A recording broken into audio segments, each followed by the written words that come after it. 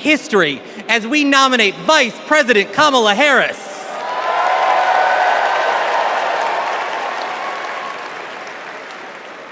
Pursuant to our convention rules, we will now proceed with the celebratory roll call vote for the Democratic Party's candidate for the 47th President of the United States of America.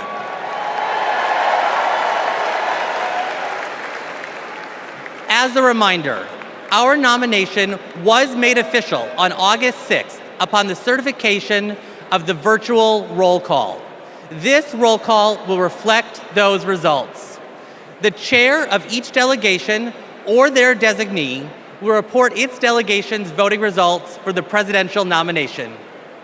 Pursuant to the rules, the roll call will follow the alphabetical order of the states, with the District of Columbia and Puerto Rico, the territories, and Democrats abroad treated as states for the purposes of the alphabetical roll call.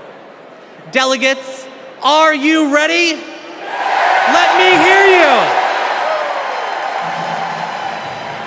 Ladies and gentlemen, my name is DJ Cassidy, and I'd like to welcome you all to the Democratic National Convention roll call. Now we're gonna pass the mic from state to state so that all our voices are heard all around the nation. But first, let me pass it back to Secretary Ray to get the celebration started.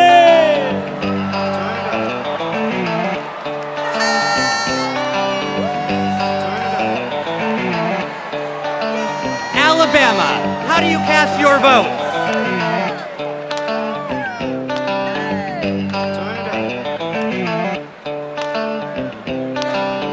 Alabama passes. Delaware, how do you cast your votes? On behalf of the great state of Delaware, home of our beloved 46th President of the United States, Joseph Robinette Biden Jr., it is our honor to unanimously cast our 34 votes for the next President of the United States, Vice President Kamala Harris!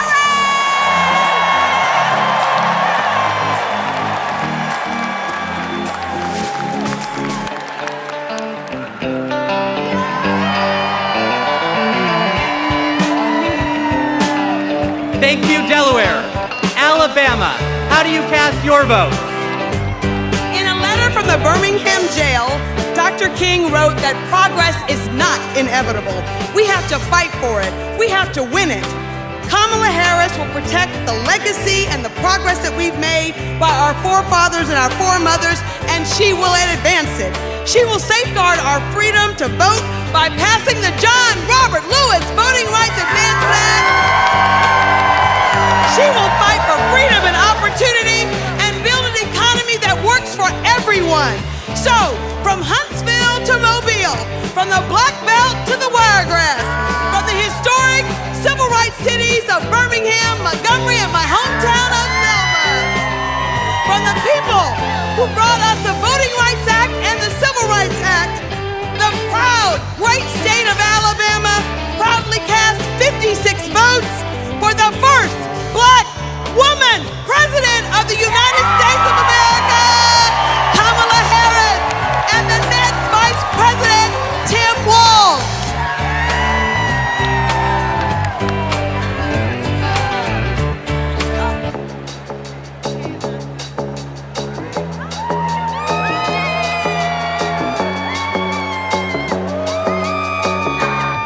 Alaska, how do you cast your vote? Alaska's motto is North to the Future, and that's exactly where Kamala Harris and Tim Walz are going to take us.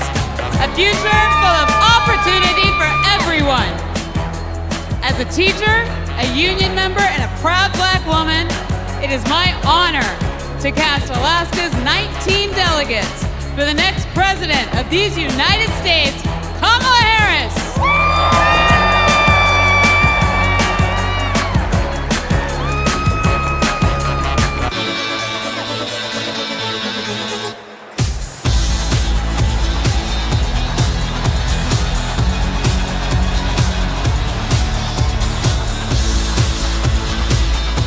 American Samoa, how do you cast your vote? Talofalava. Here in American Samoa, faith, service, and community are everything. That's why we cast 10 votes for our next president, Kamala Harris.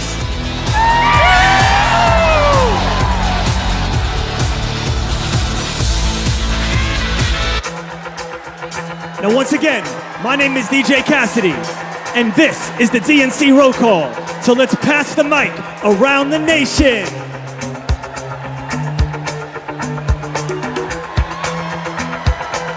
Buenas tardes. Arizona, how do you cast your vote? Buenas tardes. From the Grand Canyon state of Arizona, the future of the Democratic Party, where we've been bringing the heat since 2020, electing Democrats up and down the ballot. Our diverse coalition is proud to cast our 85 votes for Kamala Harris.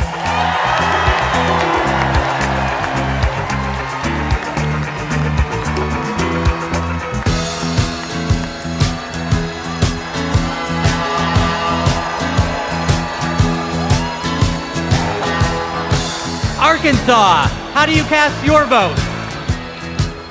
On behalf of the great state of Arkansas, home of American legends Johnny Cash and Sister Rosetta Tharpe, home of the trailblazing civil rights leaders Daisy Bates and the Little Rock Nine, and home of the birthplace of President William Jefferson Clinton, who inspired all of us in a place called Hope. Arkansas casts our votes for Vice President Kamala Harris and Governor Tim Walz.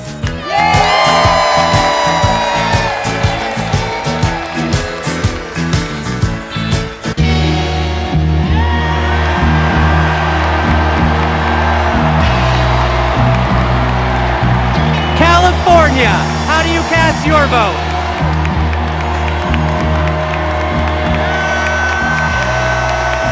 Mr. Secretary, the great state of California passes at this time. California passes.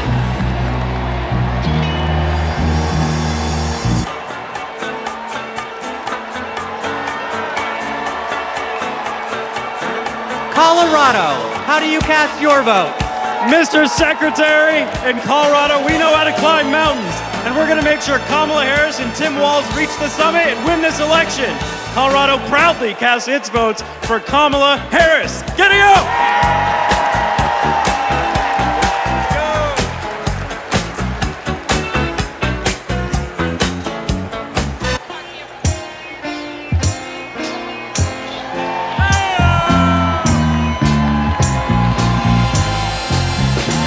Connecticut, how do you cast your vote? Connecticut, the Constitution state, home of the submarine, home of the jet engine, home of the Yukon Huskies slam dunk, home of Keith Richards lead guitar. We vote. Tonight, we cast 73 votes and one president for the first female president of the United States of America, Kamala Harris!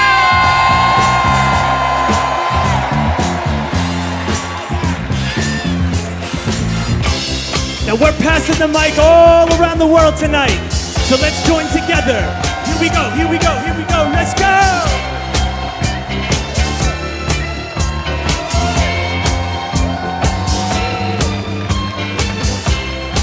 Democrats abroad, how do you cast your vote? Mr. Secretary, Democrats Abroad represents millions of Americans who live abroad and vote back home in all 50 states and in D.C. U.S. citizens can go to votefromabroad.org to register and request a ballot.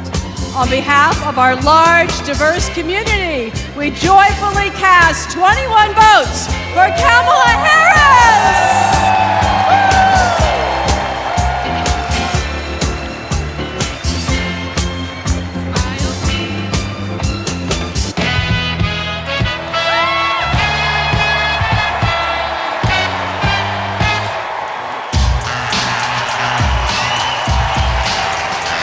The District of Columbia, how do you cast your vote? We are Washington, D.C., home to 700,000 Americans, where millions have marched for jobs and justice, where Dr. King had a dream and Obama had hope, and where in January 2025, we will host the inauguration of President Kamala Harris. We know Kamala Harris will fight for our freedom, and we will work together to make Washington, D.C. the 51st state. The District of Columbia is proud to cast its 51 votes for the next president of the United States, Kamala Harris.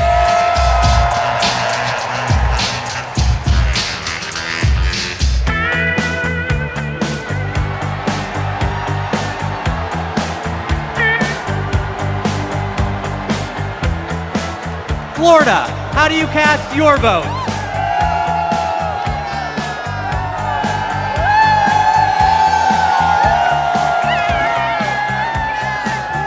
Florida is worth fighting for. That's why we're fighting back against Project 2025 and Republican extremism. We won't go back. We won't back down. I cast 4 votes present and 243 votes from the great state of Florida for the first president, first female president of the United States, Kamala Harris.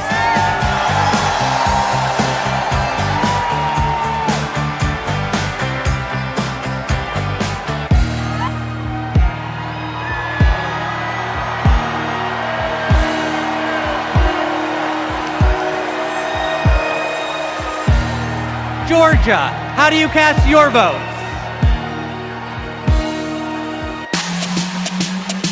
Yeah!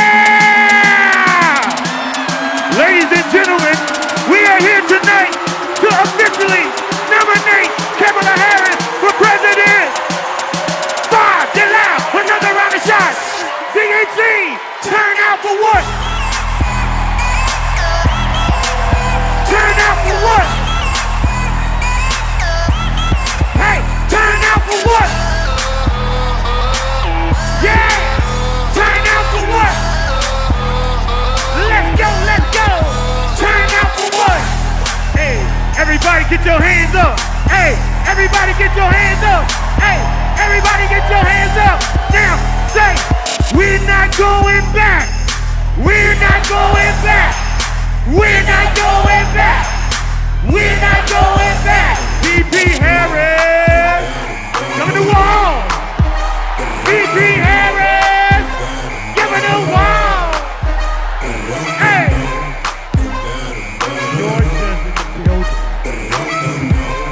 Mr. Secretary, the South's got something to say. I'm Congresswoman Nikema Williams, chairwoman of the Democratic Party of Georgia. Georgia, the home of President Jimmy Carter, the cradle of the civil rights movement, where we fight for our freedom. Extremists in Georgia are trying to silence our voices by kicking Georgians off of the rolls and making it harder to vote. But y'all, when we send Kamala Harris to the White House, she'll fight for our freedom to vote, our reproductive freedoms, and our freedom to thrive. In the spirit of good trouble, Georgia cast 123 votes for the next president of the United States, Kamala Harris.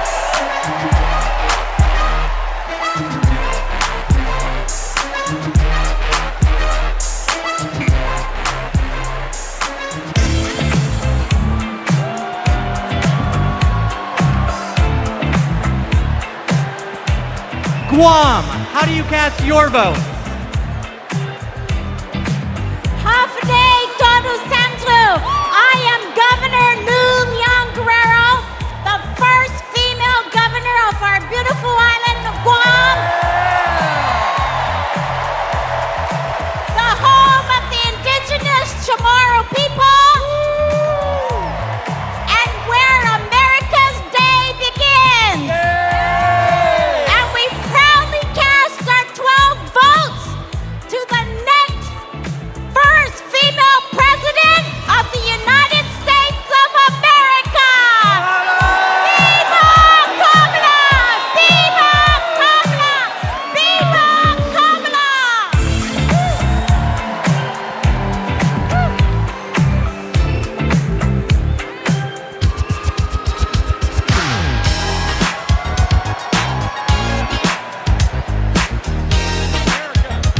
Aloha Hawaii, how do you cast your vote? America, thank you all for loving Hawaii. The spirit of aloha means acting with love and kindness. Our Hawaii was the first state to legalize abortion. Our state was the first to ratify the ERA. Our state was the first to pass universal health care for all and target 100% renewable energy. Our state is the birthplace of Barack Obama. Our state shares the values of Kamala Harris, and we cast 6 votes present and 23 votes for Kamala Harris. First woman president.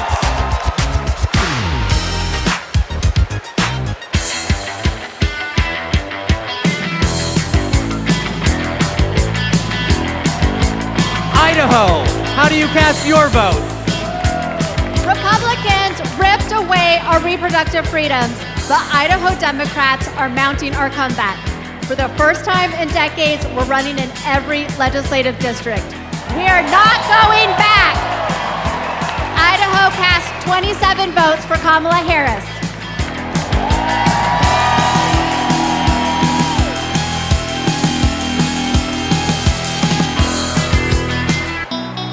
Ladies and gentlemen, today is a celebration of democracy, a celebration of freedom, a celebration of future. Chicago, are you ready?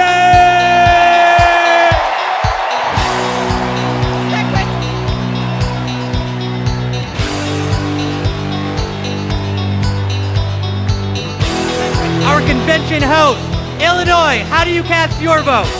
Secretary, Illinois Democrats are doing the work to win in November, and I am proud to introduce my partner in the fight, my governor, J.B. Pritzker!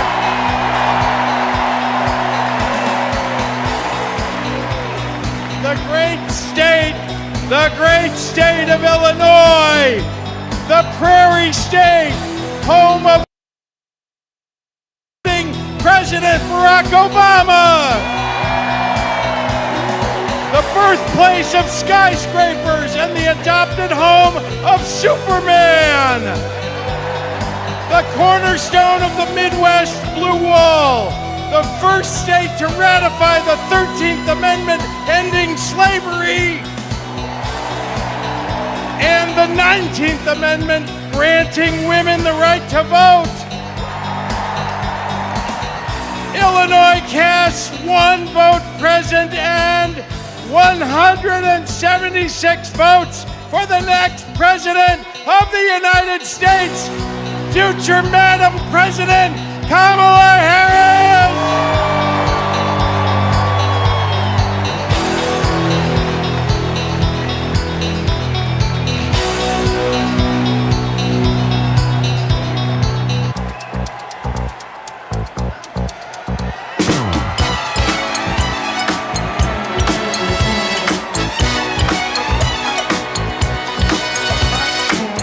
Indiana, how do you cast your vote?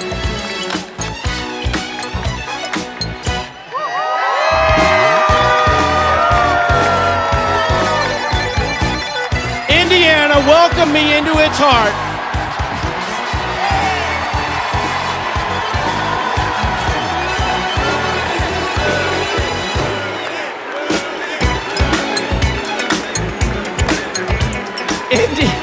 Indiana welcomed me into its heart as soon as I married Christine Harrell from Rolling Prairie. And that's before I lived in Hawkins or played the littlest player with the biggest heart at the University of Notre Dame, Rudy. I want what's best for Indiana, and that means electing Kamala Harris, the first woman president of the United States of America. On behalf of the great Hoosier State, home of the largest single sporting day event in the world, the Indy 500, home of Michael Jackson, home of Babyface, home of David Letterman, Indiana delivered this 86 delegates to Kamala Harris and Tim Walz as the next president and vice president.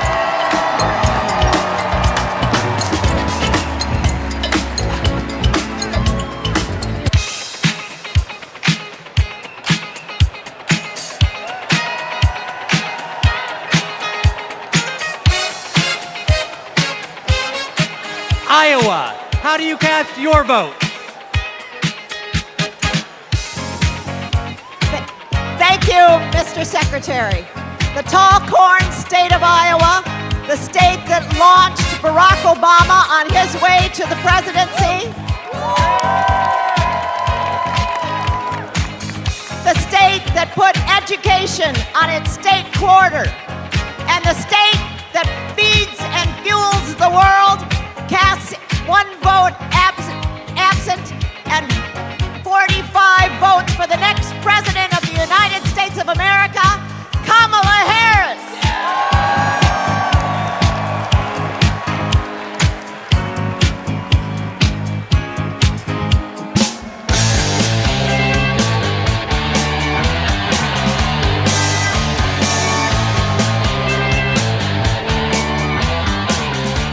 Kansas, how do you cast your vote? I can't hear. Hello, delegates from the center of America, the Sunflower State, Kansas, where our farmers feed America, where we elect strong women who govern from the middle. As the first ever black chair of Kansas, I am proud to cast our 39 votes for the first black woman president, Kamala Harris!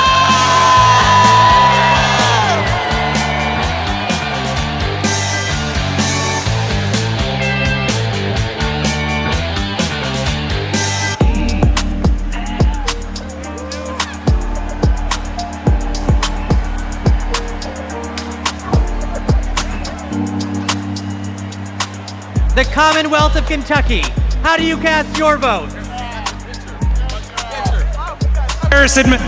Since 2021, the Biden-Harris administration has shown up for the Commonwealth of Kentucky, and today we're showing up for Vice President Harris. With this administration, we've broken every record for private sector investment, exports, tourism, wages, and new jobs. Together, we're building the 2 largest battery plants on planet Earth, and we opened the cleanest, greenest recycled paper mill the world has ever seen. We are proud to cast 56 votes for the next president of the United States, Kamala Harris.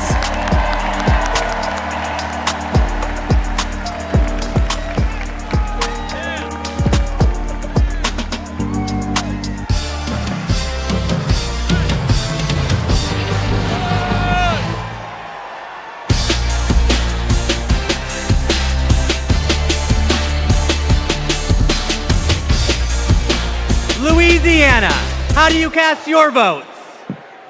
Greetings from Louisiana. Mr. Secretary, my name is Wendell Pierce and I'm a proud son of Louisiana. And Louisiana is about family, and I'm surrounded by my family of the delegates of Louisiana. And our great Congressman, Troy Carter. Louisiana casts its votes in support of our democracy, and we stand in line for a more perfect union. And born out of that democracy from the Big Easy, the northernmost Caribbean city, the last Bohemia was jazz. And nothing could be more emblematic of jazz and democracy than what we swing with in the Big Easy. And it's because of that that I am here to cast my personal votes for the next president of the United States, Kamala Harris. And now, the leader of our party, Mr. Randall Gaines. The great state of Louisiana, a state that embodies the principles and spirit of hope and resilience, and so does Kamala Harris. The great state of Louisiana cast its 1 vote present, and our 47 votes for the next president of the United States, Kamala Harris.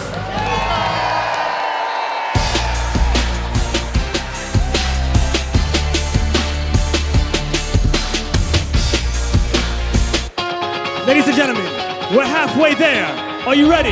Here we go, here we go. Let's go, let's go, let's go!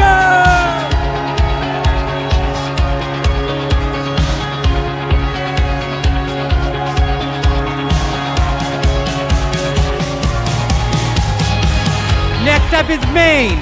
Maine, how do you cast your vote? Mr. Chair, great state of Maine, home of environmental climate activists and champions like Edmund S. Muskie and George Mitchell. Happy birthday today, George. The state where the sun rises first on the nation over our bold and rocky coast, bringing with it today a new day for the brave and open-hearted people of this country. We have improved lives, restored rights, and preserved our environment in Maine for future generations.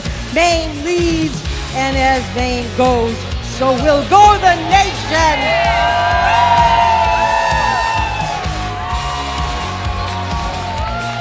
Maine proudly cast 30 votes for our next president, Kamala Harris.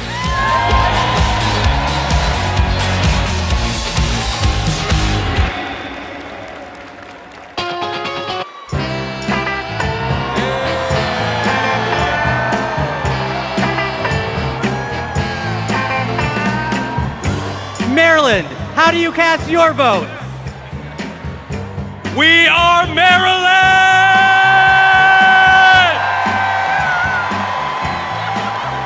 And we represent Marylanders past and present who have contributed to America's greatness.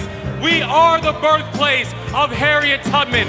We are the birthplace of Thurgood Marshall. We are the birthplace of Frederick Douglass. We are the place where soldiers defended our freedoms in Baltimore and also in Antietam, and the home of thousands of veterans who call Maryland home. And this community of patriots is proud to cast our votes for the next President of the United States, Kamala Harris!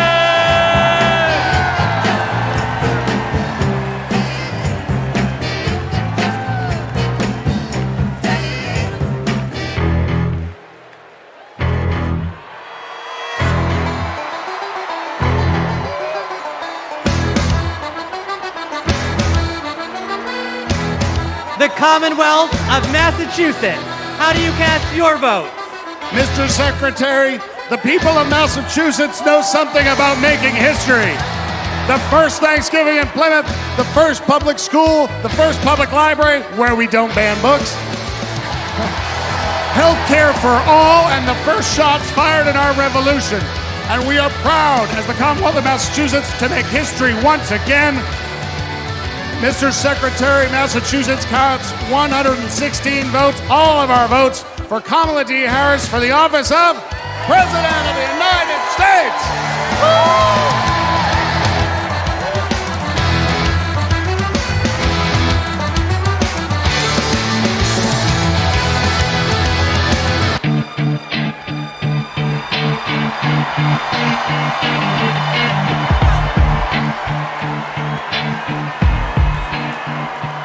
Michigan, how do you cast your votes?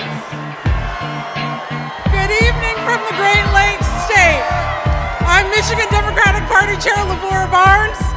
Michigan has an incredible story. We put the world on wheels and we built the middle class. And I'm Senator now.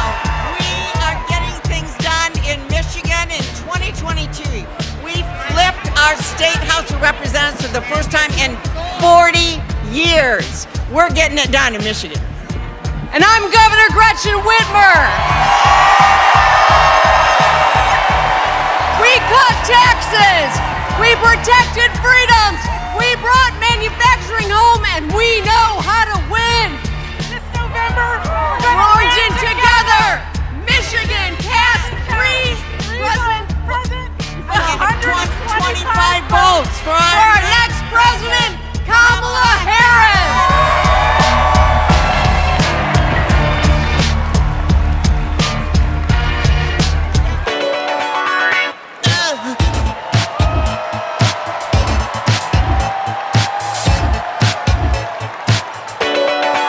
Minnesota, how do you cast your votes?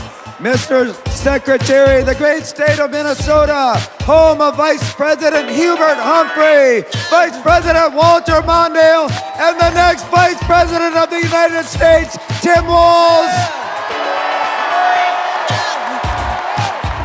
We pass. Minnesota passes.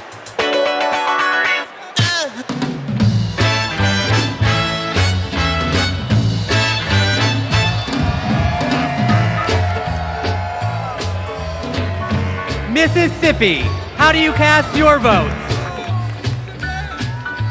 Mr. Secretary, I'm State Chair Shaq Taylor from the home of magnolias and mockingbirds, from the great state of Mississippi, from the Red Clay Hills to the Mississippi River. To our Gulf Coast, we're proud of our heroes such as Fannie Lou Hamer and our special guest, Mr. January 6th, the Honorable Benny T. Thompson. With great joy, Mississippi delivers 40 votes for our future president, Miss Kamala Harris.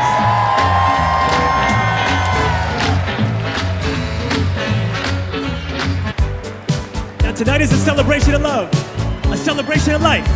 So let the celebration continue.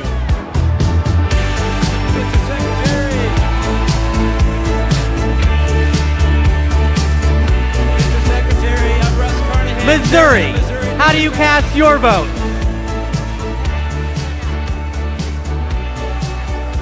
Mr. Secretary, I'm Russ Carnahan, Chairman of Missouri Democrats.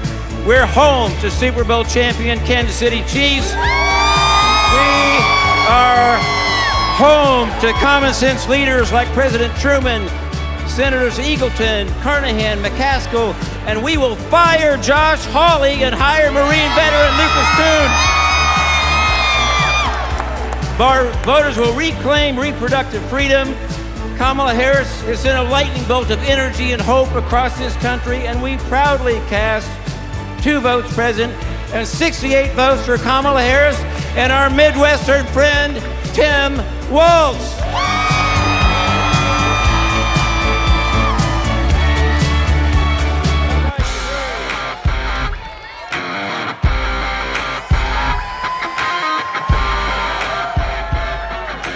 Montana, how do you cast your vote? We, the delegates of the proud state of Montana, on behalf of Big Sky Country, the last best place in these United States, I'm grateful for the beauty of our land and determined to protect it for future generations. We who sent the first woman to Congress proudly cast our 24 delegate votes to send the first woman to the White House, Kamala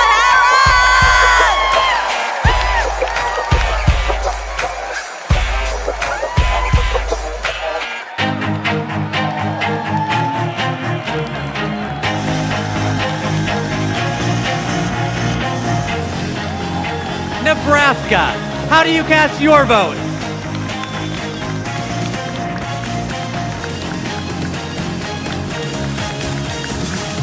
Nebraska, home of 4 tribal nations today, and icons Malcolm X, Standing Bear, and Willa Cather, and our homegrown homeboy,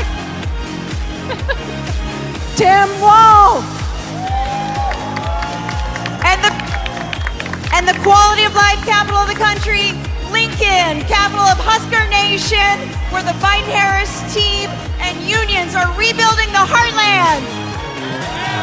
In Omaha, now affectionately known as Kamaha, but we will protect the blue dot. We are ready for it. Nebraska proudly casts our 34 votes for Kamala Harris and Coach Tim Walz.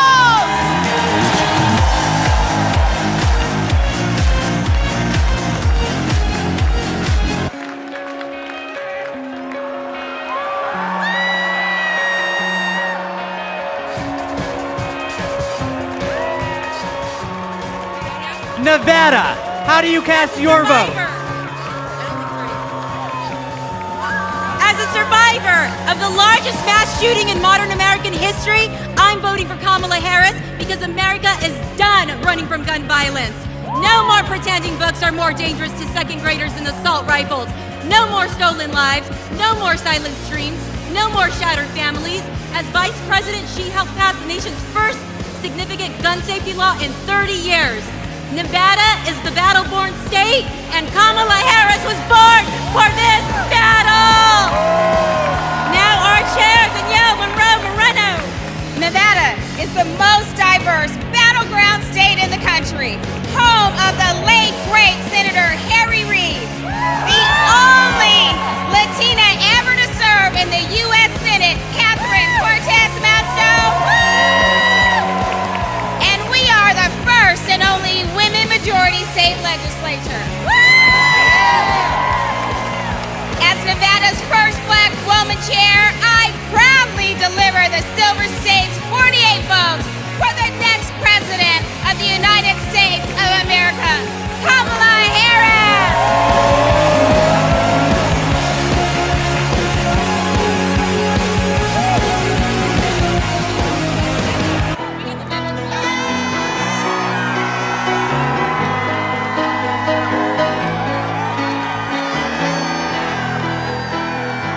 New Hampshire, how do you cast your votes?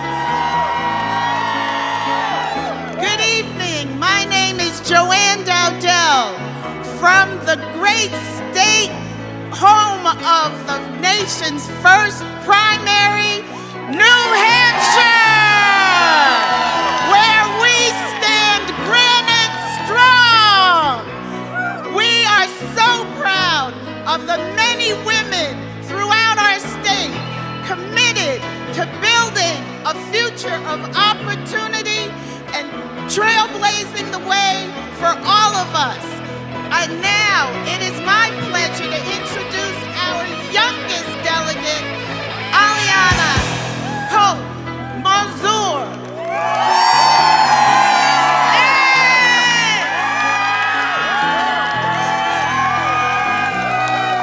The great Live Free or Die state of New Hampshire casts all 34 of our votes for our next black woman and first South Asian president, Kamala Harris.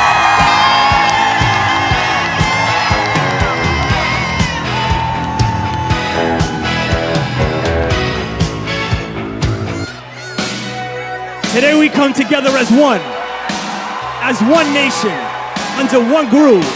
Nothing can stop us now. So no matter who you are, no matter where you are, represent your state with pride as we unite for the future.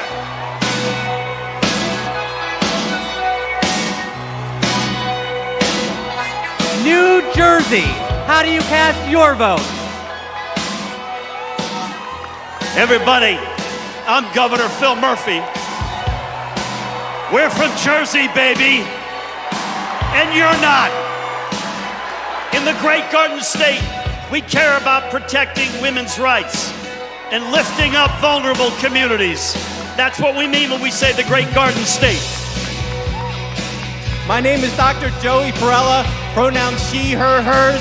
I'm a proud resident of the Garden State. I'm proud to stand with Kamala Harris and Tim Walz because they stand with the LGBTQ community.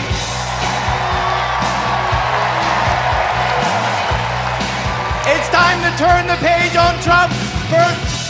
Thank you. I'm Leroy Jones, the chairman of the New Jersey State Committee, the home of the late, great Whitney Houston. And New Jersey and these amazing delegates cast 2 votes present and 142 votes for Kamala Harris, President of the United States of America. When we fight, we win. When we fight, we win. When we fight, we win.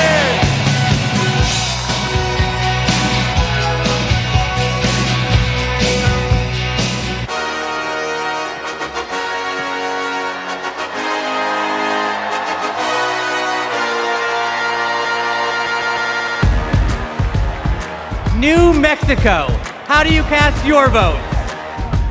Buenas noches!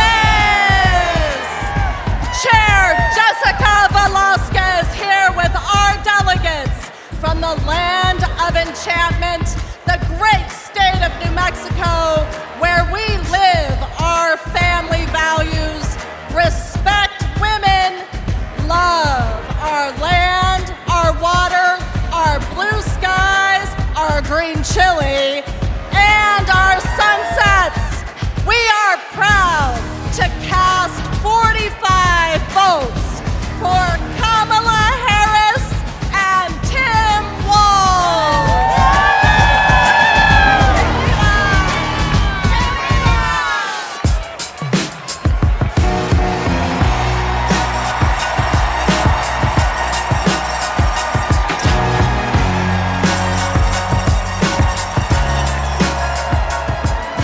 New York, how do you cast your vote?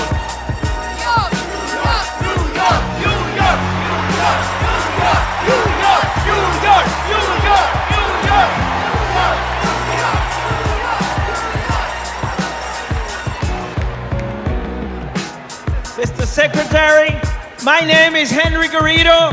I am from the great state of New York. Unions not only built the Empire State, they built a strong middle class across this country.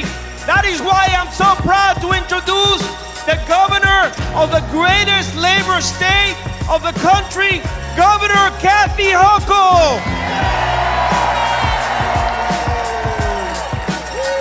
As governor of the greatest state that ever existed. Hey, for New Yorkers, get used to it. From Seneca Falls, the birthplace of the women's rights movement, to Stonewall, the birthplace of the LGBTQ movement, to Stone King Mountain, the birthplace of the environmental justice movement, and the birthplace of the labor movement. We are also not just the birthplace of great progressive movements, we are the birthplace of Shirley Chisholm. We are the birthplace of Geraldine Ferraro. And we are the home of Hillary Clinton.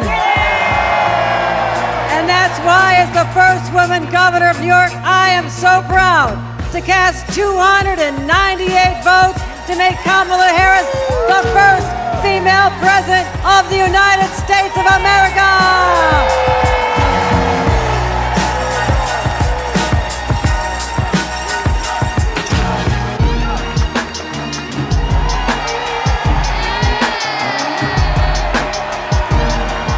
North Carolina, how do you cast your vote? My name is Anderson Clayton. I have the honor of serving as the youngest state party chair in this country. And North Carolina is the home of folks like Anthony Hamilton. Yeah, Governor Jim Hunt, Dr. Reverend William Barber, Nina Simone. We represent a new South.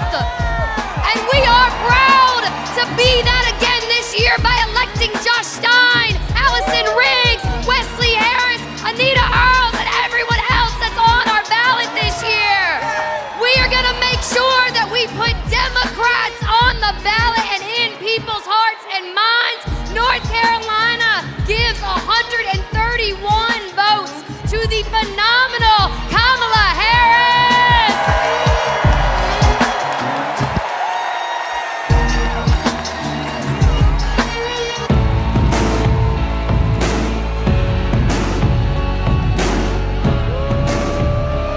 North Dakota, how do you cast your vote?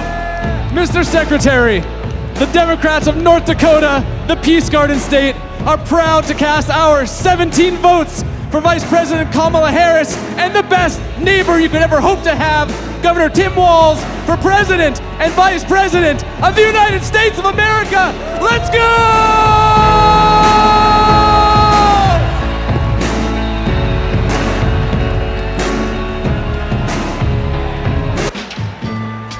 So now, ladies and gentlemen, My name is DJ Cassidy. This is the DNC Roll Call, and tonight, your voice is the future.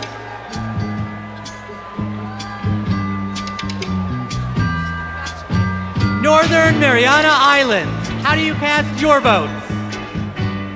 Hafaday, Tiro, and hello, everyone. We are the Northern Mariana Islands, where our customs, our culture, our land, and our oceans breathe life into our people. The earth is not red or blue. The earth is sick, and we must protect it. Home to some of the living legends in celestial navigation and to some of the friendliest people in the Pacific. We are the blue waves of the Pacific, and we are proud to cast all 11 votes for our MVP, Kamala Harris. Viva Marianas! Viva Harris Walls!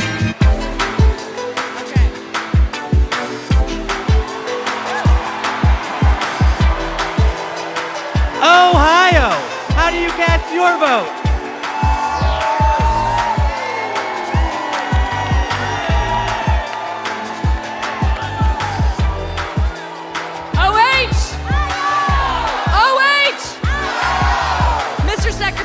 Ohioans know how to make history. We put a man on the moon, and we are the founding home of the AFL-CIO. We enshrined abortion rights in our state constitution by 13 points, and we are going to send Sherrod Brown back to the U.S. Senate. As the first woman to lead Ohio Democrats, I am proud to cast our ballots for the first woman to be president of the United States. Mr. Secretary, we cast 1 vote present and 142 votes for Kamala Harris and Tim Walz.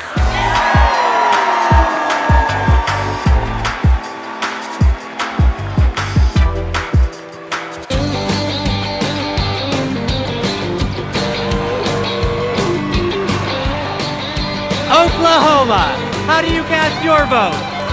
Hello from Oklahoma, where we fight for the future for all Oklahomans can be proud of. The future where working families thrive, our diversity is our strength, and our values like freedom, equality, and opportunity puts us ahead and makes Oklahoma proud. We cast our 36 votes for Kamala Harris and Tim Walz.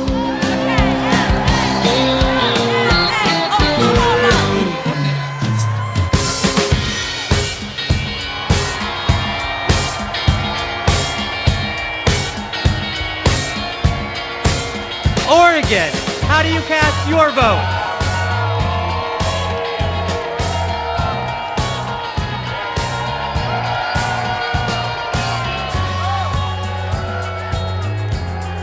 From the first state in the nation to hold a presidential election with all mail-in voting, Oregon is proud to protect voting rights in America. And hailing from the heart of the beautiful Pacific Northwest, Oregon protects our planet and fights for LGBTQ equality.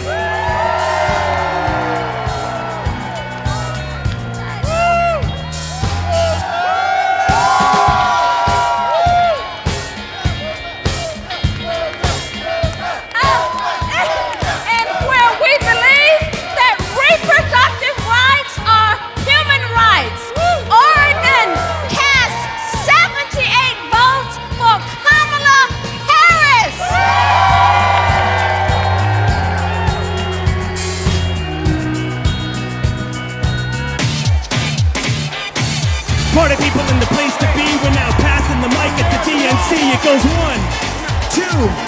1, 2, 3, let's go!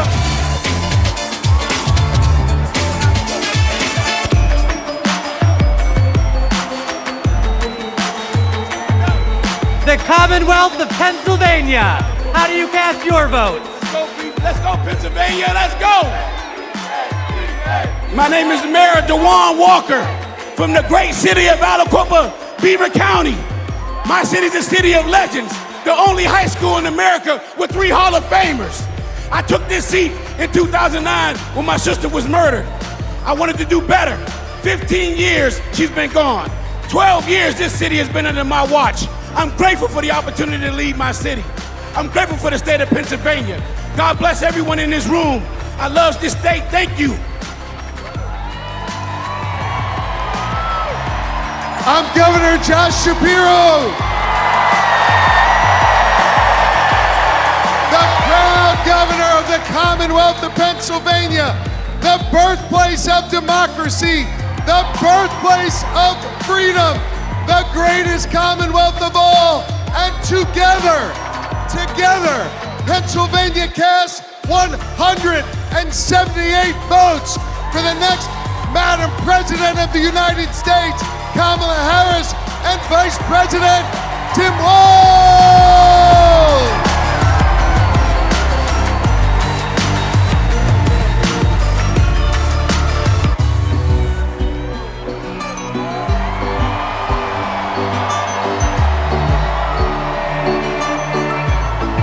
Puerto Rico, how do you cast your vote? Buenas noches. Puerto Rico, a U.S. territory known as the Commonwealth of Puerto Rico and the next state of the United States, has its 60 votes para la primera mujer afroamericana de ascendencia asiática y caribeña que será presidenta de los Estados Unidos, Kamala Harris. ¡Viva Kamala!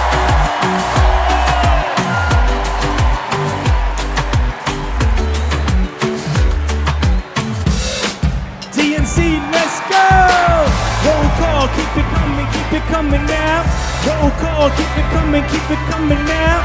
Roll call, keep it coming now. 1, 2, 1, 2, 3, let's go!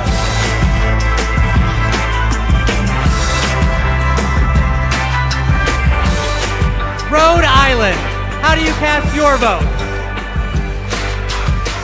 I am Joe Shekarchi, Speaker of the Rhode Island House. We are the smallest state, but we have the biggest ideas. Home to the nation's first wind farm and a historic act on climate, we continue leading the way on sustainability and housing. The deep blue ocean state is proud to cast 1 vote present and 34 ballots for the next President of the United States, Kamala Harris!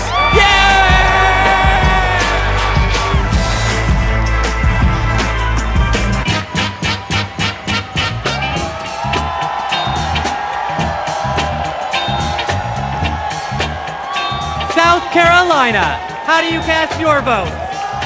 I'm Crystal Spain. I'm Crystal Spain, Chair of the South Carolina Democratic Party. Hello from the great state of South Carolina, where we pick presidents. The home of the DNC Chair, Jamie Harrison. The home of the first Black Panther, Chadwick Boseman. The home of the national basketball champions, the mighty Lady Gamecocks. I'm Senator Margie Bright Matthews, one of the sister senators, and John F. Kennedy Profiles in Courage Award winner. We stopped the total abortion ban in South Carolina. Like us, Kamala has proven that she has the courage to fight and will fight for all Americans. South Carolina is not going back.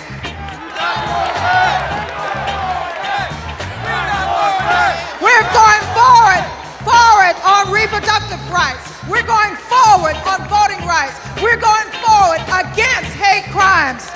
Forward with a prosecutor and not a crook.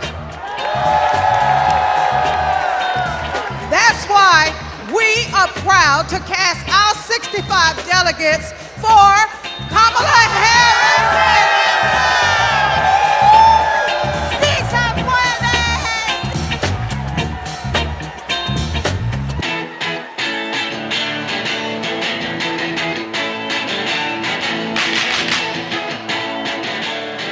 South Dakota, how do you cast your votes? How mitakiapi, chante washte na bechuzapalo. In my beautiful Lakota language, that means hello, my relatives. I shake your hand with a happy heart. That is the spirit of my beloved South Dakota. My name is Chante Redis, and I want to say that my people, the Ocheti Shakoan, are still here. The 7 council fires are still here. Let me tell you what a Kamala Harris presidency will mean for me, my friends, and my community. More importantly, more opportunities, more good-paying jobs, better access to health care, and a quality education. That is the future we deserve, and it is the future we will win on November 5th when we elect Kamala Harris. Thank you, Mr. Secretary. The state of South Dakota is proud to be part of such a historic moment in our country's history. We are a land that is proud of our hardworking farmers and ranchers, that celebrates 9 tribal nations and their incredible cultures, where natural beauty can be seen from the Big Sioux River to Mount Rushmore. South Dakota is honored to cast all 20 of our votes for Vice President Kamala Harris, who will soon be known as Madam President.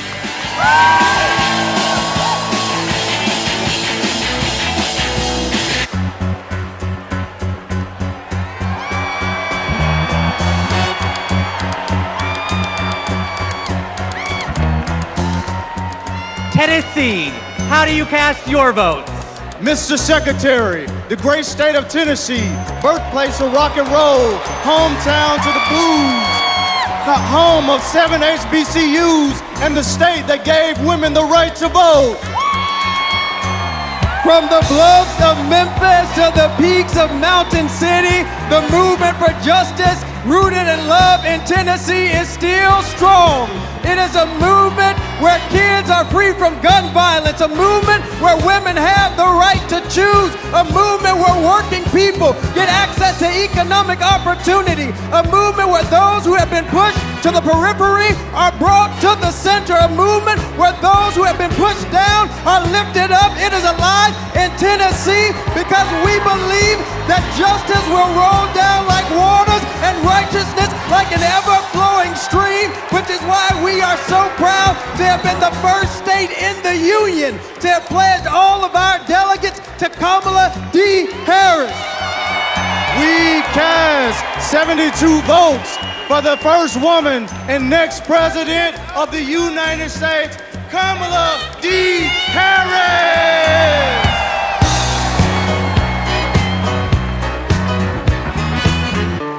Party people, come on.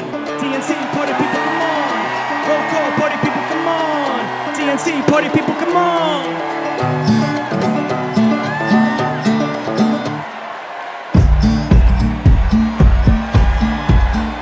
Texas, how do you cast your votes?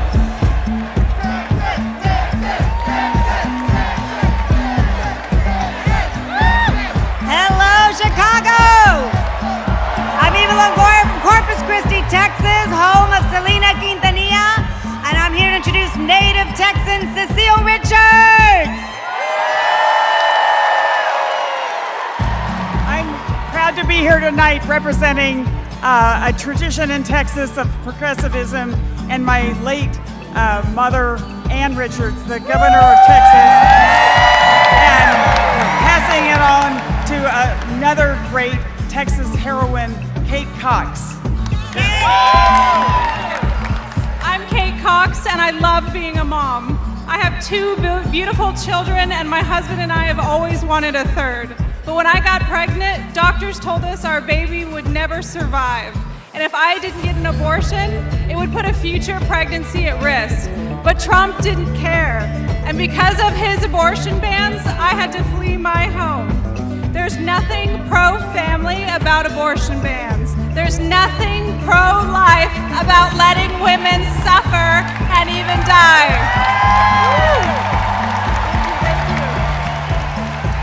Today, because I found a way to access abortion care, I am pregnant again. Thank you. And my baby is due in January, just in time to see Kamala Harris sworn in as President of the United States. Mr. Secretary, My name is Gilberto Hinojosa, chair of the Texas Democratic Party, and as the nation's biggest battleground state with 40 electoral votes on behalf of 30 million Americans.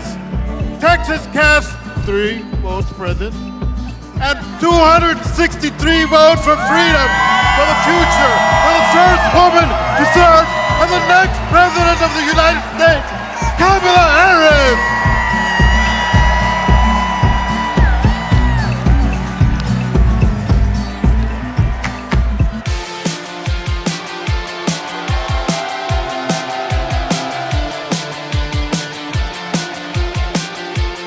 Utah, how do you cast your vote?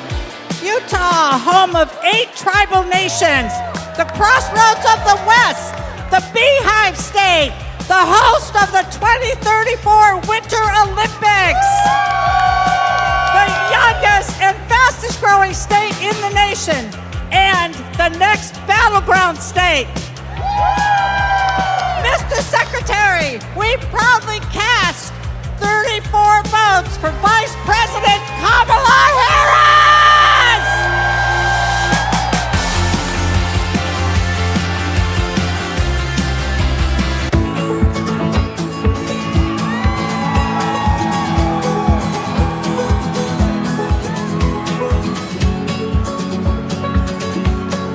Vermont, how do you cast your vote? Vermont knows the value of public education. We even have a teacher as our congresswoman. And in 1777, we were the first state to place public education in our Constitution. As someone with significant learning disabilities, I know the value of investing in every single child. We are proud to call Vermont home, and we are proud to cast our 24 votes for Kamala Harris because we are not going back.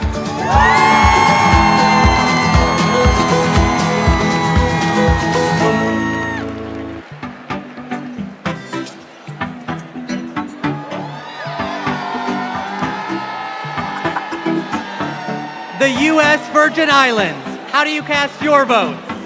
Mr. Secretary, we are proud to call the Virgin Islands of the United States our home, a place of resistance and freedom, home of Alexander Hamilton, the first slave rebellion in the Western Hemisphere, the fire-burned Queens. We are proud to celebrate a nominee of Caribbean heritage.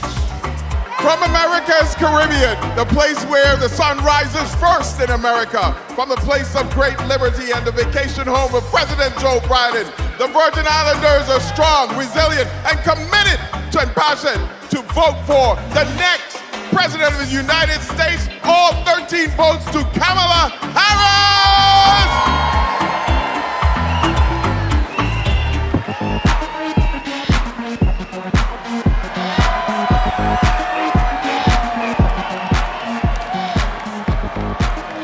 The Commonwealth of Virginia, how do you cast your vote? Mr. Secretary, the Commonwealth of Virginia is proudly represented by Senator Mark Warner and Senator Tim Kaine, majorities in the House of Representatives with 6 hardworking Congress members and majorities in the General Assembly. We also are proud to be represented by 25,000 hardworking, mostly union workers who build freedom by building aircraft carriers and submarines. Senator Warner. Virginia, where this year we're going to return Tim Kaine to the United States Senate. Our Commonwealth of Virginia is proud to cast all 119 votes for the next President, Kamala Harris.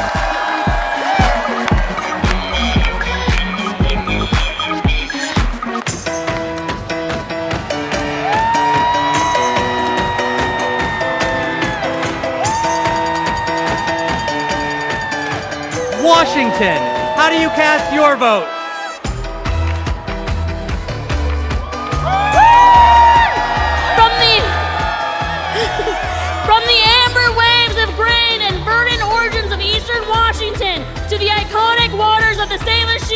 Washington stands proud as a part of the Blue Wolves. I, the first South Asian woman leading a state party, am honored to pledge 9 votes present and a lucky 101 votes for Vice President Kamala Davy Harris.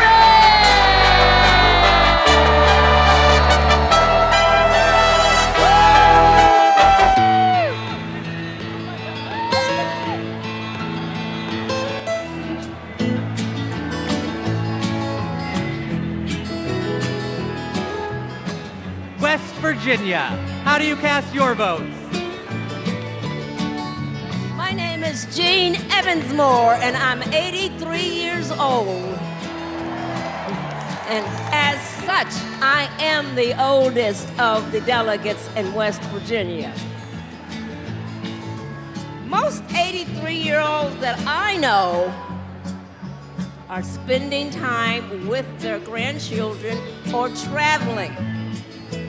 But I'm here, suited up and ready to battle.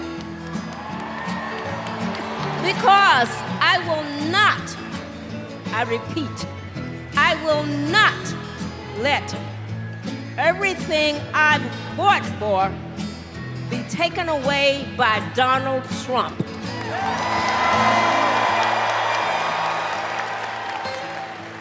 My name is Catherine Prather. I am 18 years old, and I am the youngest delegate from West Virginia.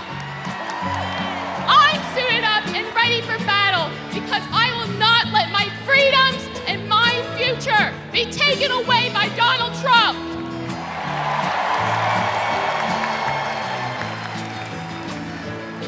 That's why we're proud to cast West Virginia's 24 delegates for the next President of the United States, Kamala Harris!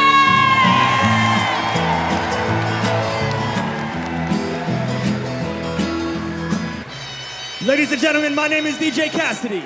Now, are you ready?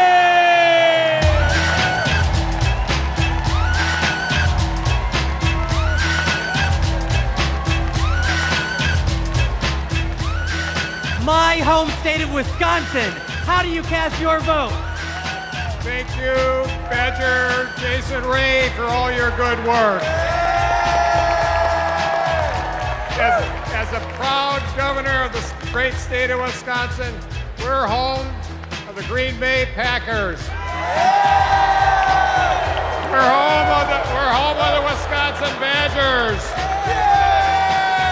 We're home of the Milwaukee Brewers.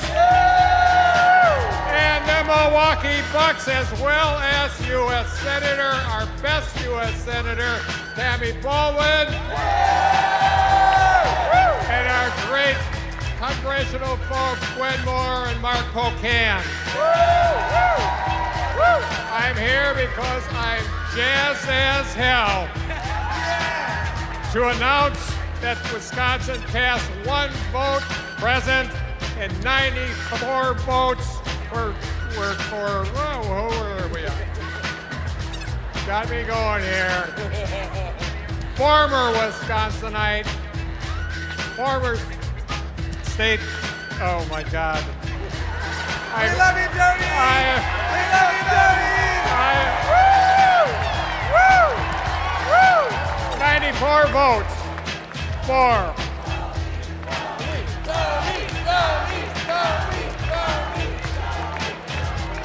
I'll get there, Jason, I'll get there. 94 votes for former Wisconsinite, Vice President, and our next President of the United States of America, Kamala Harris.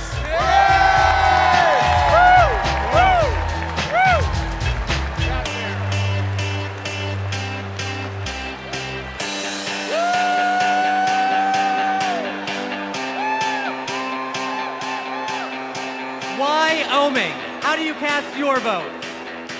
Mr. Secretary, delegates, my name's Joe Barbudo, and these folks around me, we are honored to be representing the great state of Wyoming. both the first state and territory in this nation to recognize a woman's right to vote, and the state that 100 years ago elected Democrat Nellie Taylor Ross, our nation's first female governor. With that legacy in mind and heart, the Equality State cast all of our votes for the woman who will be the first woman president of the United States. Say it with me now, Kamala Harris!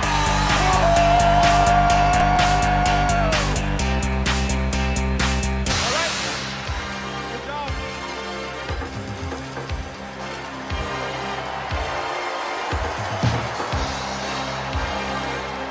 The great state of Minnesota. How do you cast your vote? Hello, Minnesota! My name is Hans Storvik, and Tim Walz was my neighbor, coach, and favorite teacher. We were excited to go to his classroom every day, and if you've ever been in high school, you know that can be rare. He opened our eyes to the world. He taught us how to talk about global issues with respect, curiosity, and kindness, even and especially when we disagreed. But he wasn't just a great teacher. He was also a great neighbor and friend. In fact, when he was in the midst of a budget battle as governor of our state, he still found time to attend my brother's funeral. Mr. Walz means the world to my family. He's always been there for us, and that's how I know he'll always be there for you as vice president.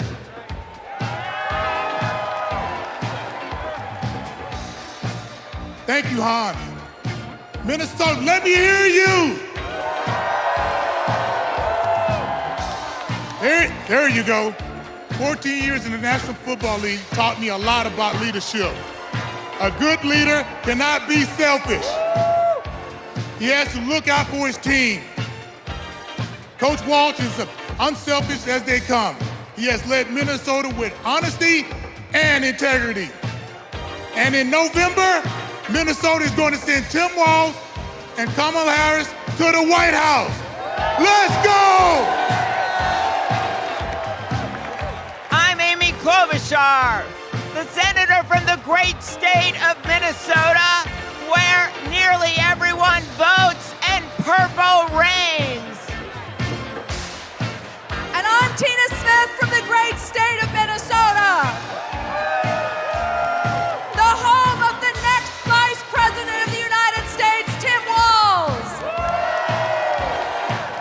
Minnesota, we cast 10 votes present, and we deliver 81 votes for Kamala Harris and Tim Walz.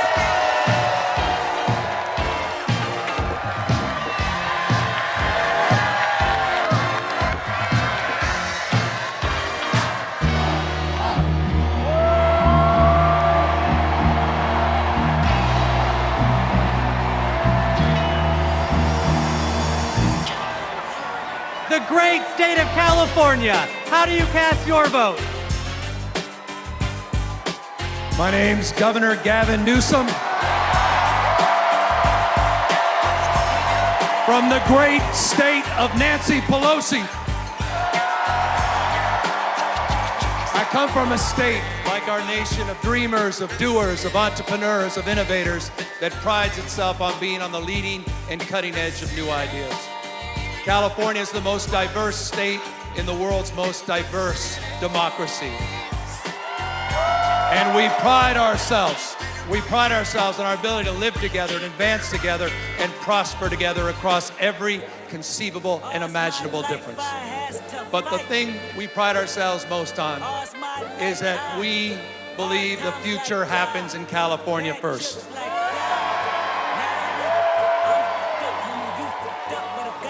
And Democrats, I've had the privilege for over 20 years to see that future taking shape with a star in Alameda courtroom by the name of Kamala Harris.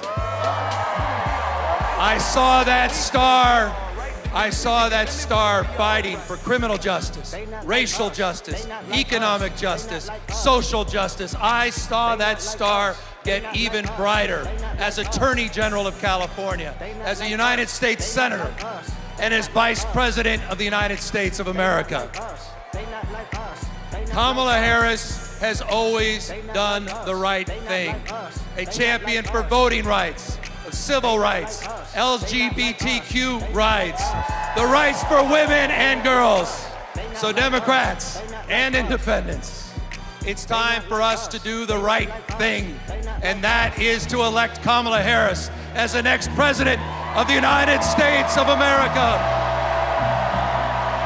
California, we proudly cast our 482 votes for the next president, Kamala Harris.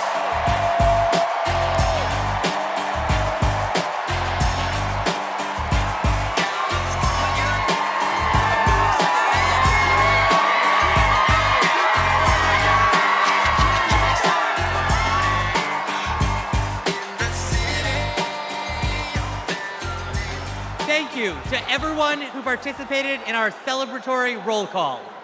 Delegates, please know how critical you are to this process, both now and earlier this month when we conducted our virtual roll call. I am thrilled to reaffirm Kamala Harris as the Democratic nominee for President of the United States.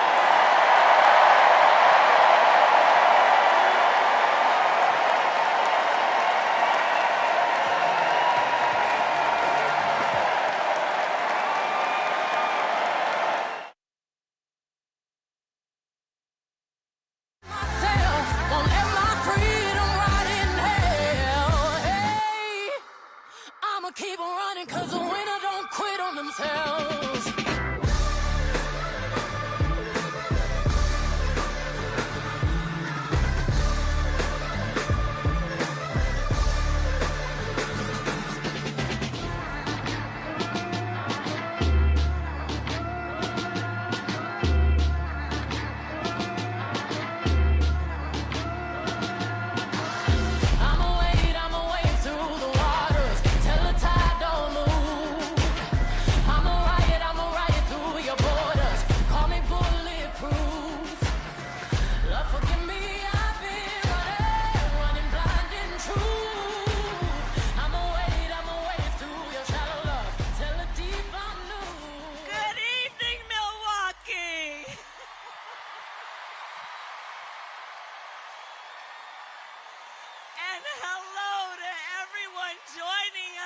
Exciting Chicago. The delegates at the Democratic National Convention, well, they just completed their roll call. And they have nominated Coach Walz and me to be the next Vice President and President of the United States of America.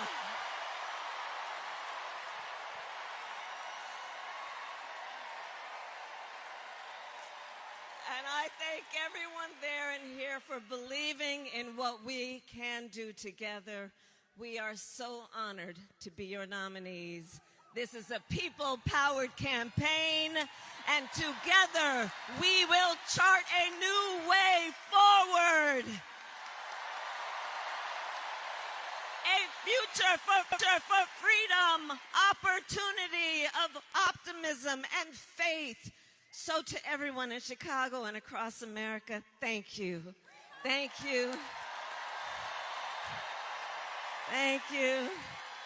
And you're going to hear from our wonderful second gentleman shortly. I'll see you in 2 days, Chicago.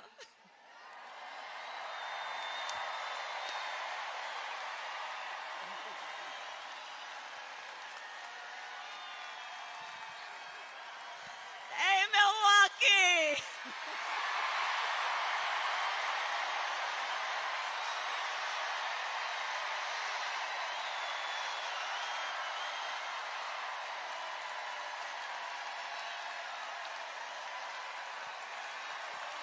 It's good to be back in Milwaukee. So, it's good to be back in Milwaukee. It really is. Thank you. So, as you know, the coach and I were together here in Wisconsin just 2 weeks ago. And the first rally after I announced that he would be my running mate, and it is so good to be back with all of you. So good to be back. And today, of course, I always and also bring greetings from our incredible President Joe Biden. Wasn't he terrific last night?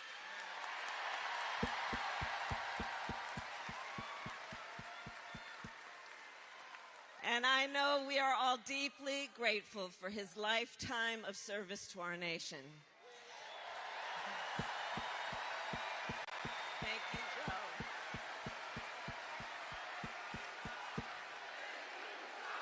Thank you, Joe. Thank you, Joe. Thank you, Joe.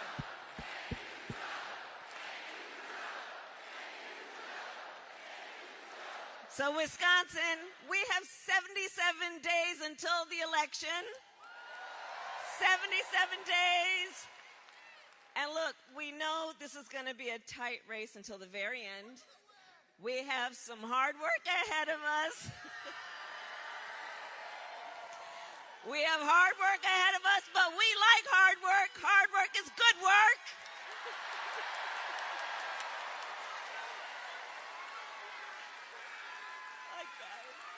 And with your help this November, we will win.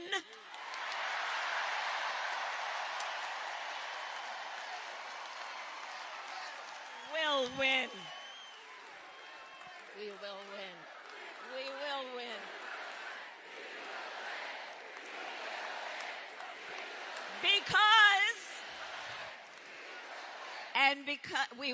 Because we're going to put in the hard work over the next 77 days.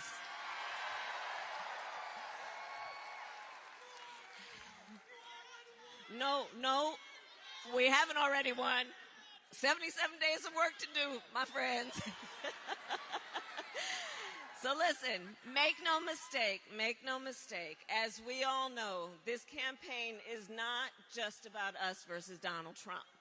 This is not just about us versus Donald Trump. This is about two very different visions for our nation. One, ours, focused on the future. The other, focused on the past. And Wisconsin, we fight for the future. We fight for the future. We believe in the future. A future with affordable health care. A future with affordable child care. A future with affordable housing and paid leave. That's the future we believe in.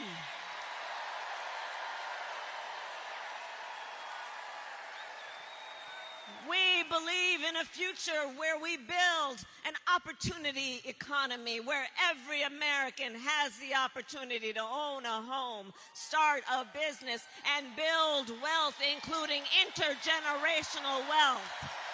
That's what we believe in. The concurrent resolution as amended is adopted.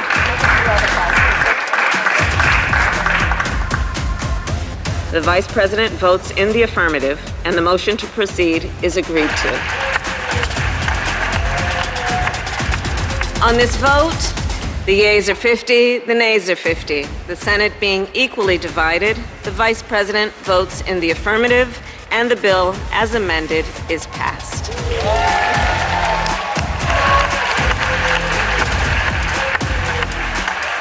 It is my honor to present the Golden Gavel to Vice President Harris, 32 tie-breaking votes. Please welcome Senate Majority Leader and New York Senator Chuck Schumer.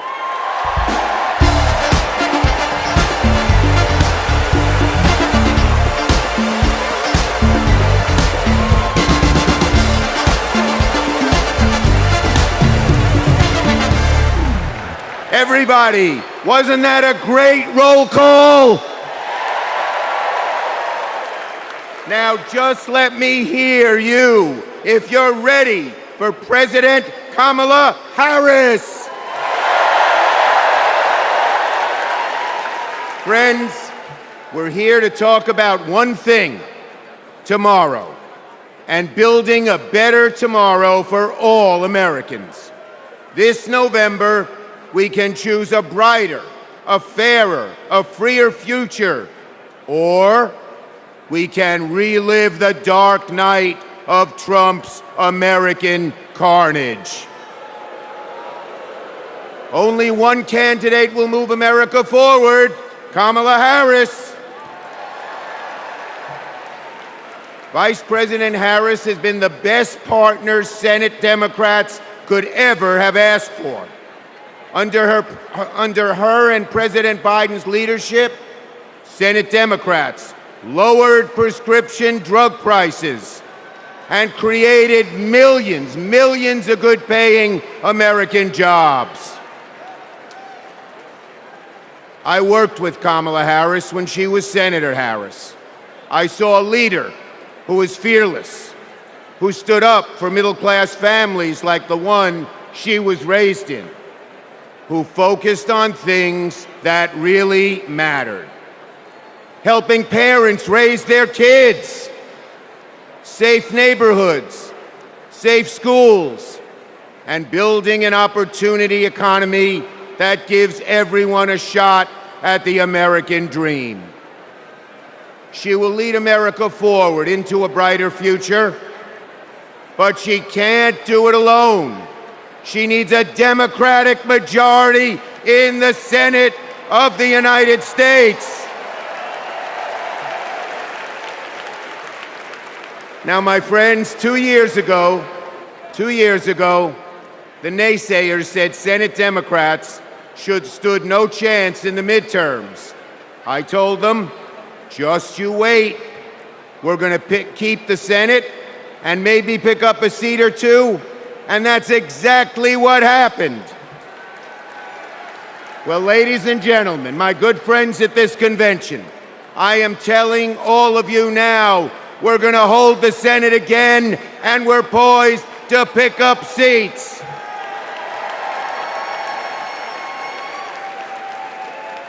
A Democratic majority to create good-paying jobs and lower costs, to defend a woman's right to choose, to deliver for communities back home.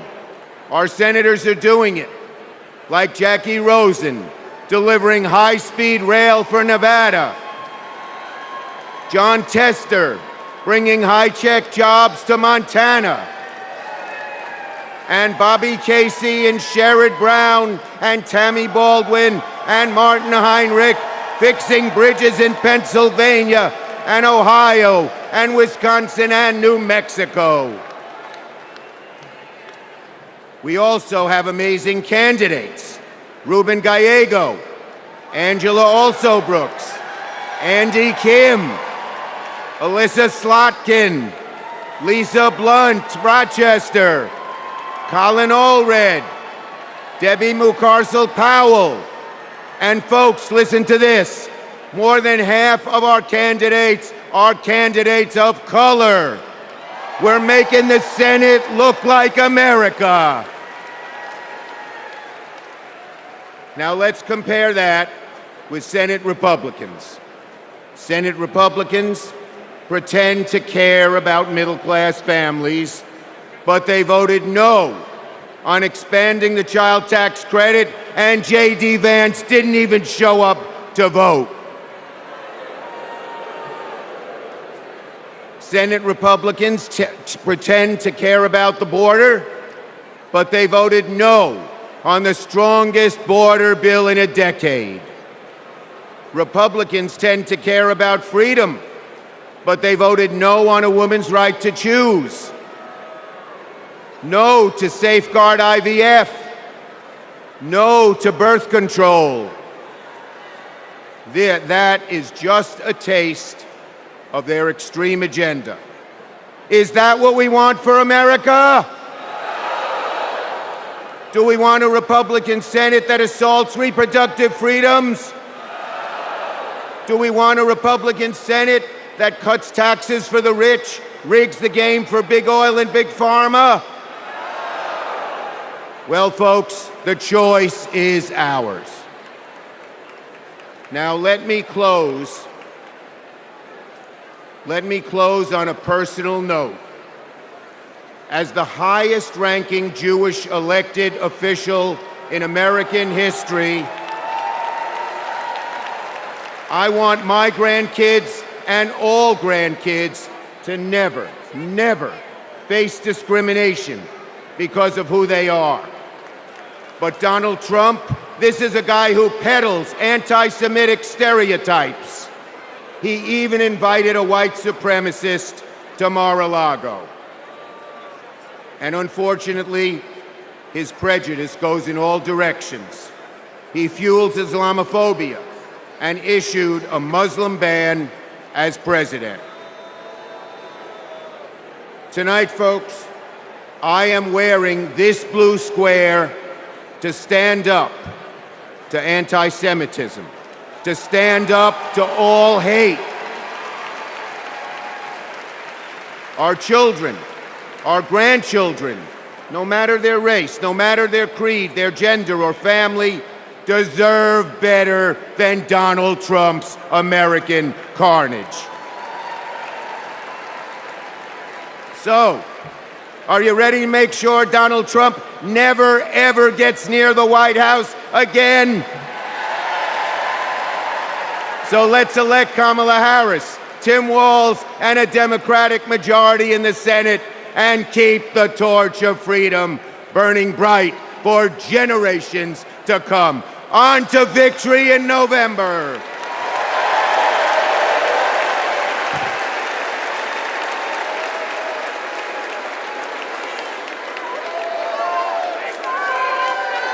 Together, we will build what I call an opportunity economy. I will take on the high costs that matter most to most Americans. Compare my plan with what Donald Trump intends to do. He wants to impose what is, in effect, a national sales tax on everyday products and basic necessities that we import from other countries. It will mean higher prices on just about every one of your daily needs. Donald Trump's plan would cost a typical family $3,900 a year.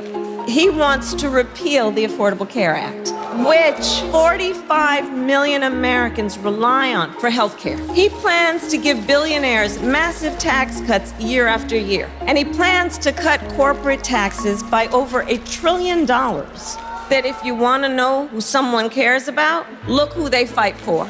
We capped the price of insulin at $35 a month and the total cost of prescription drugs at $2,000 a year for seniors. And just yesterday, we announced that we are lowering the price for 10 more life-saving drugs.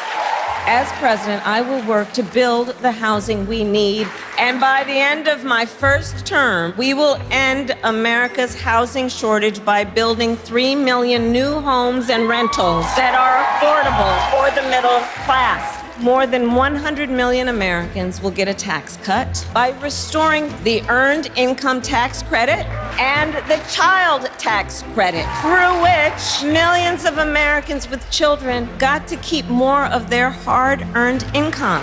We will provide $6,000 in tax relief to families during the first year of a child's life. Now is the time to chart a new way forward. I will fight to give money back to working and middle-class Americans. Increase the security and stability financially of your family and expand opportunity for working and middle-class Americans.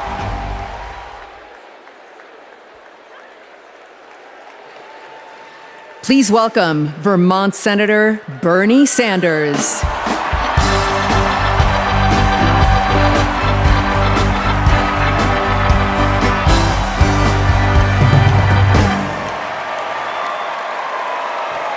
Thank you. Thank you. My fellow Americans, it is an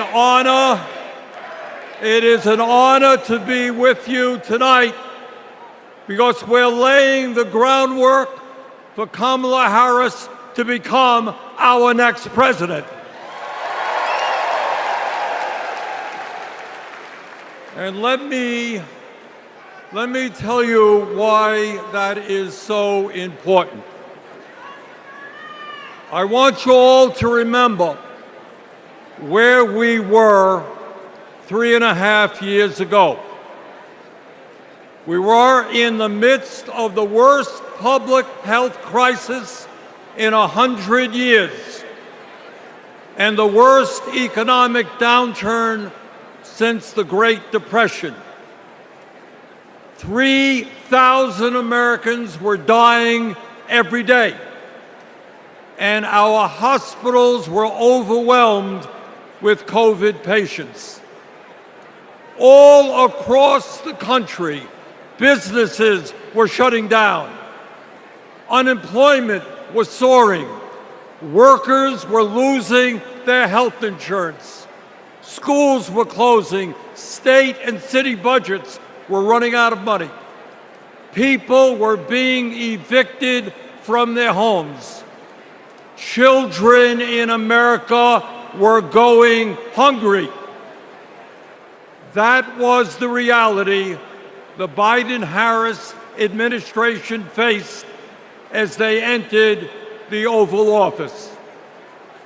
A nation suffering, a nation frightened, and people looking to their government for support.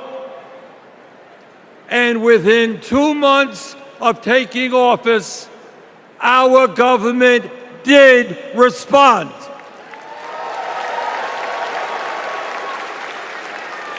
We passed the American Rescue Plan, which provided $1,400 for every man, woman, and child in the working class. We extended and expanded benefits for the unemployed. We provided emergency assistance for small businesses to stay open. We guaranteed health care coverage to tens of millions of Americans through one of the largest expansions of Medicaid in history.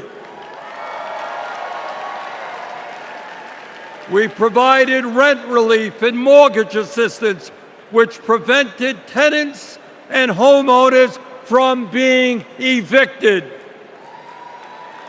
We established emergency food programs for hungry children and the elderly, and protected the pensions of millions of union workers and retirees from being slashed by up to 65%. Oh, and by the way, we cut childhood poverty by over 40% through an expanded child tax credit. Thank you, President Biden.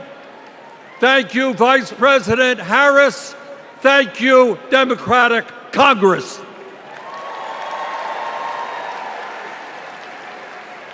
Now, I say all of this not to relive that difficult moment, but to make one simple point.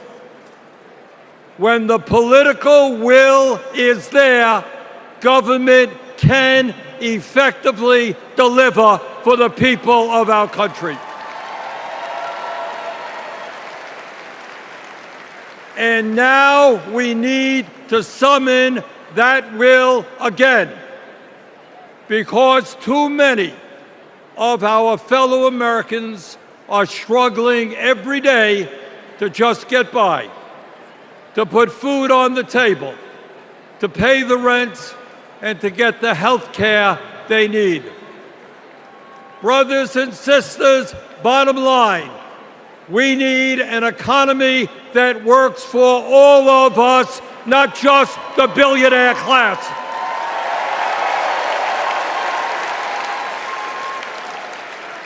My fellow Americans, when 60% of our people live paycheck to paycheck, the top 1% have never, ever had it so good. And these oligarchs tell us we shouldn't tax the rich. The oligarchs tell us we shouldn't take on price gouging. We shouldn't expand Medicare to cover dental, hearing, and vision. And we shouldn't increase Social Security benefits for struggling seniors. Well, I've got some bad news for them.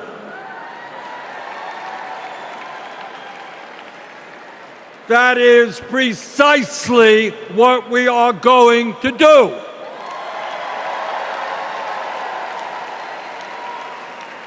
And we're going to win this struggle because this is precisely what the American people want from their government.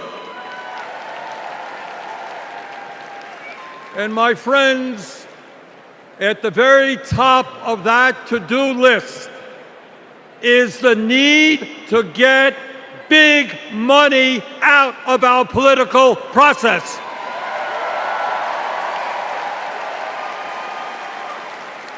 Billionaires in both parties should not be able to buy elections, including primary elections.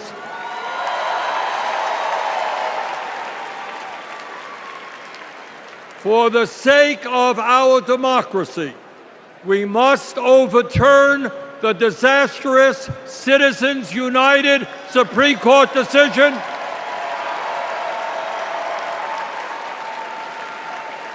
and move toward public funding of elections.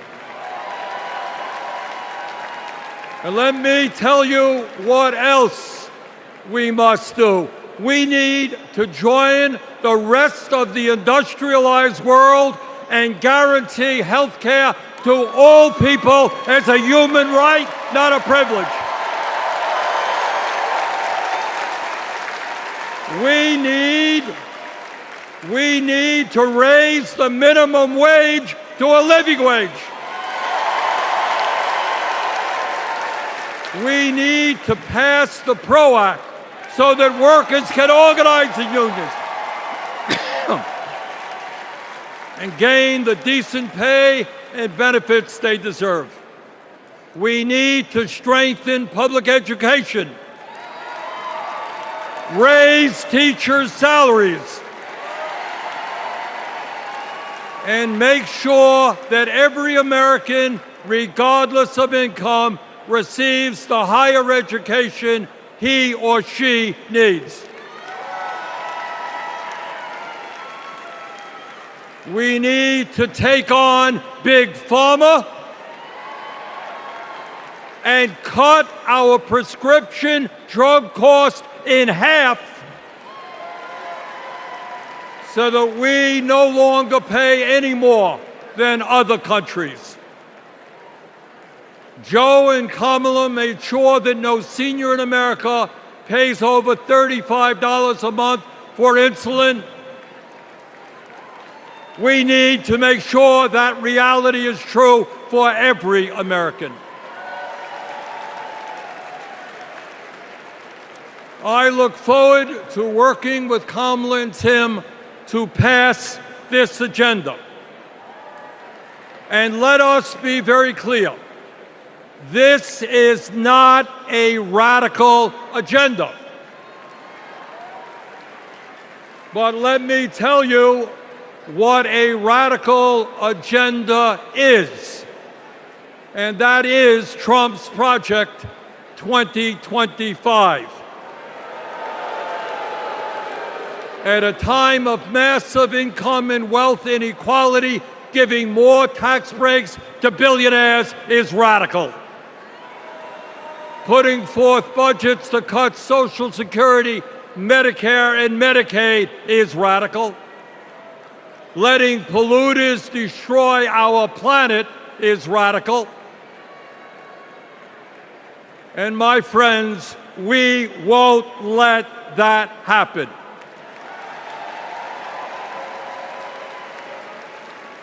Fellow Americans, in the last 3.5 years, working together, we have accomplished more than any government since FDR. but much, much more remains to be done. We must summon the courage to stand up to wealth and power and deliver justice for people at home and abroad. Abroad, we must end this horrific war in Gaza.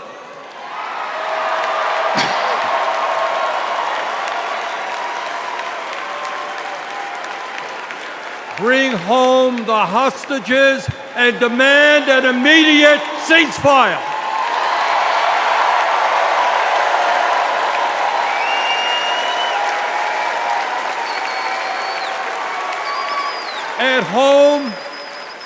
At home right here, we must take on big pharma, big oil, big ag, big tech, and all the other corporate monopolists whose greed is denying progress for working people. On November 5th, let us elect Kamala Harris as our president, and let us go forward to create the nation we know we can become. Thank you all very much.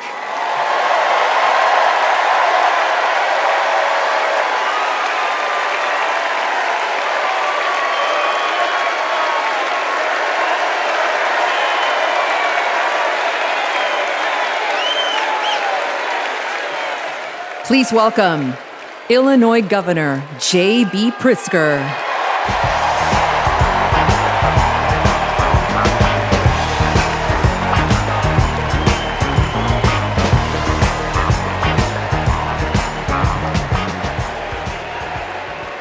Fellow Democrats, welcome to Chicago! Great American city in a proud blue state. Our patriotism was formed in frost and in fire, and in the steel we forged to survive both. Our love of country has been a tapestry of faith that weaves from Abraham Lincoln reuniting a house divided to Barack Obama declaring blue states and red states make one United States.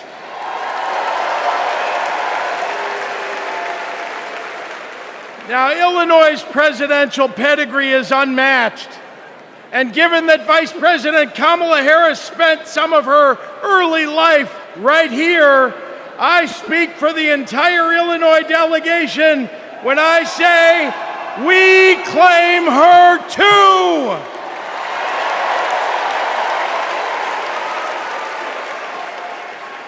Now, one president we will never claim is the con artist the Republicans nominated in Milwaukee last month. Donald Trump once called Chicago embarrassing. To quote a great Chicagoan who won 6 world championships on these very grounds, we take that personally.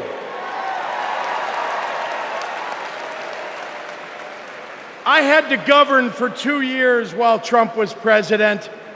Let me tell you what's embarrassing. In Illinois, we passed a massive bill to fix our roads and bridges. When Donald Trump proposed his own plan, he turned right around and called it stupid. We eliminated the grocery tax. Donald hasn't been in a grocery store since his first bankruptcy. Illinois invested in clean energy and the jobs it brings. Donald claimed that windmills in the ocean made the whales a little batty. During COVID, we supported small businesses and jobs. And Donald told us to inject bleach. Donald Trump thinks that we should trust him on the economy. because he claims to be very rich. But take it from an actual billionaire.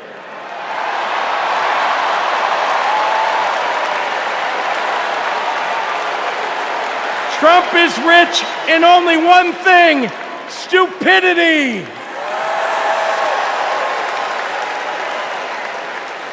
Now, I meet with business leaders all the time, and there's one universal thing they all need: people. They need more workers to fill all the jobs they have. But the anti-freedom, anti-family policies of MAGA Republicans are driving workers away. Here's the thing. Americans don't want to be forced to drive 100 miles to deliver a baby because a draconian abortion law shut down the maternity ward. Americans want the hope of giving birth through IVF, not the fear that it might be taken away. Americans with LGBTQ kids don't want them facing discrimination at school because the state sanctioned it. Americans want to go to their neighborhood grocery store and not have to worry about some random guy open carrying an AR-15.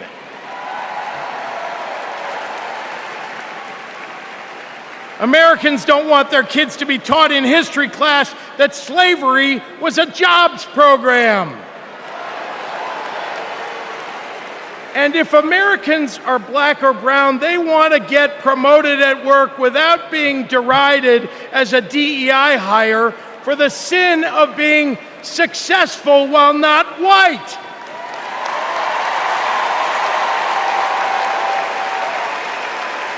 Let's be clear. It's not woke that limits economic growth. It's weird. And these guys aren't just weird, they're dangerous. Democrats are for lower taxes and higher wages, less inflation and more business growth. We just those policies for Elon Musk and not for everyday working people. That includes a secure retirement and good health care. We think the government should help you prosper, not police who you're sleeping with. More than anything, Democrats want economic policies that are kind, not cruel. But Trump chooses cruelty every time. After all, everything he's achieved in his own life has been by hurting someone else. Kamala Harris and Tim Walz, well, they've spent their lives lifting people up, not pushing them down.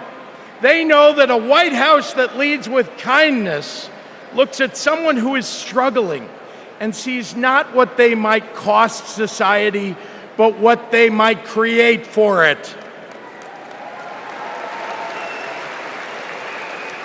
Americans want policies that give every American a chance to make it to the middle class. They want to grow small businesses, and Democrats want to cut taxes for everyday people.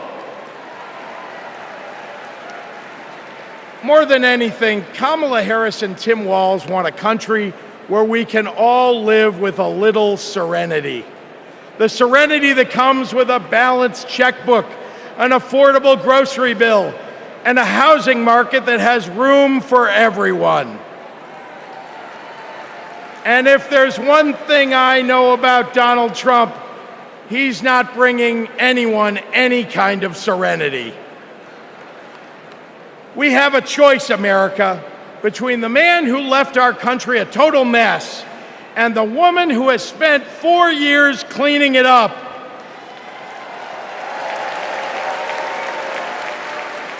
And I think it's time we stop expecting women to clean up messes without the authority and the title to match the job.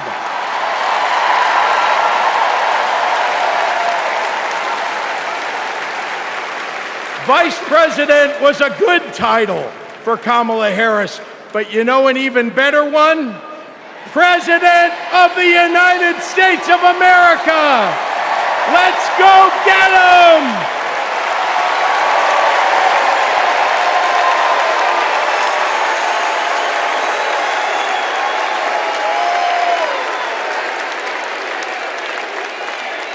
Please welcome former chair and CEO of American Express and current chair and managing director of General Catalyst, Ken Chenault.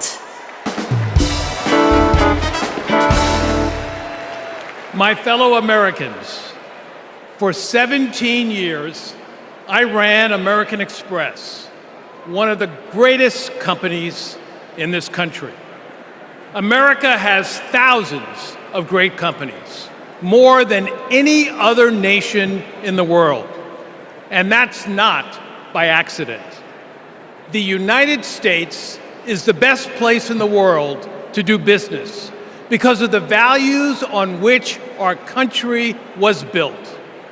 Democracy, the rule of law, free and fair elections, the peaceful transfer of power. As a business leader, I have seen firsthand why democracy is so important. Democracy provides the foundation upon which American business and our economy depend. Character and values matter. In business, nothing is more important than trust. In America, we have to trust our president will protect democracy. We have to be certain they'll follow the law and serve the nation, not themselves. Business requires stability and certainty that our democracy will endure. Our economy and democracy are tightly linked. Both only grow stronger when Americans, despite our differences, are willing to work together. At this moment, when our politics pits one group against another, that's what's remarkable about Kamala Harris. She is for all Americans. She understands it's possible, in fact necessary, for a president to be both pro-business and pro-worker. Kamala Harris understands that government must work in partnership with the business community. She knows that a market-based economy needs a strong and effective government. Kamala Harris understands that we need to help entrepreneurs turn good ideas into thriving companies, that we can create good-paying jobs by helping manufacturers expand. Kamala Harris believes in growing the economic pie for the benefit of current and future generations. Unlike her opponent, she knows the way not to build an advanced economy is a broad tariff that would only raise prices, hurt consumers and businesses, and cost jobs. She knows the way not to do it is to give people like me a tax cut when that money should be invested to grow the middle class. If you want to lead, you have to be willing to serve. Kamala Harris's vision for the economy serves us all. She has demonstrated throughout her career that she wants to serve all people and wants all Americans to have the opportunity to work to achieve their own share of the American dream. Our economy goes up and down, but the reason America is the strongest nation in the world is because of her commitment to something bigger than ourselves, our commitment to each other, to democracy. That's what this election is about. It's more than a choice between two parties or sets of policies. It's a choice about who we're going to be as a country. In his words and actions, Kamala Harris's opponent has shown us that he does not believe in our democratic values, and he will seek only to serve himself and his desire for vindication and vengeance. Kamala Harris will face the facts. She will navigate this country, the greatest country in the world, through the inevitable challenges, while also leading with the hope and values that America was founded on. Kamala Harris understands that the role of a leader is to instill hope, to repudiate the merchants of fear, and focus on ensuring that the best days are ahead of us. She believes in America, its principles, the hopes and dreams of our people, and the promise of our future. That is why I believe Kamala Harris should be the next president of the United States of America. God bless America.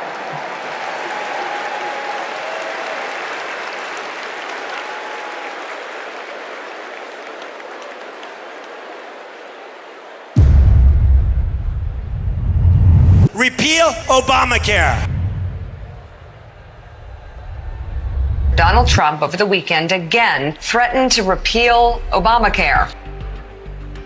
This would lead to Americans having their health insurance taken away. There are about 19 million people with coverage through Medicaid expansion, another 16 million enrolled through the ACA's health insurance marketplaces, and we'd probably be talking about many millions of people becoming uninsured. Biggest worries, losing the safety net of pre-existing conditions coverage. What happens if you lose this insurance? Our son would die.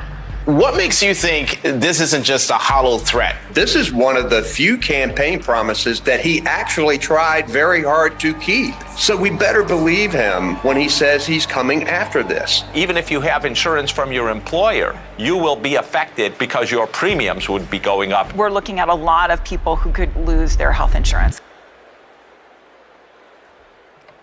Please welcome New Mexico Governor Michelle Lujan Grisham.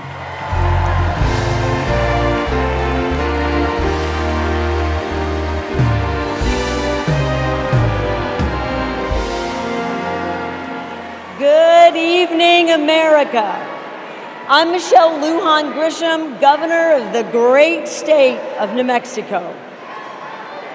And in my state, we like things spicy, a little chili on everything, a little kick in our campaigns. And let me tell you, we are feeling en fuego right now. We are fired up to elect Kamala Harris President of the United States. This election is about protecting our democracy and securing our freedoms, including the right to affordable, quality health care.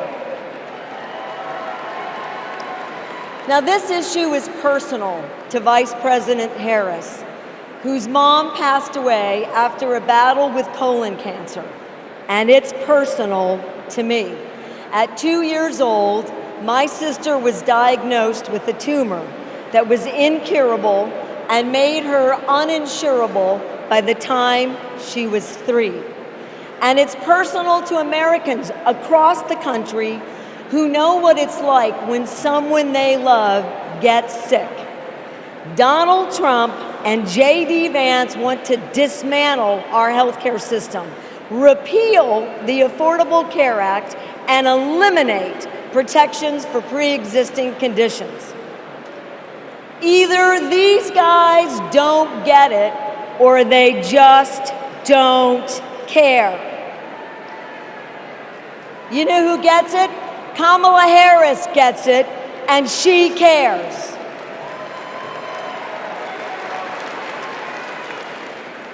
As Attorney General, she took on drug companies that jacked up prices and hospitals that overcharged patients. And when Republicans tried to kill the Affordable Care Act, she stood up in the Senate, voting not just no, but hell no.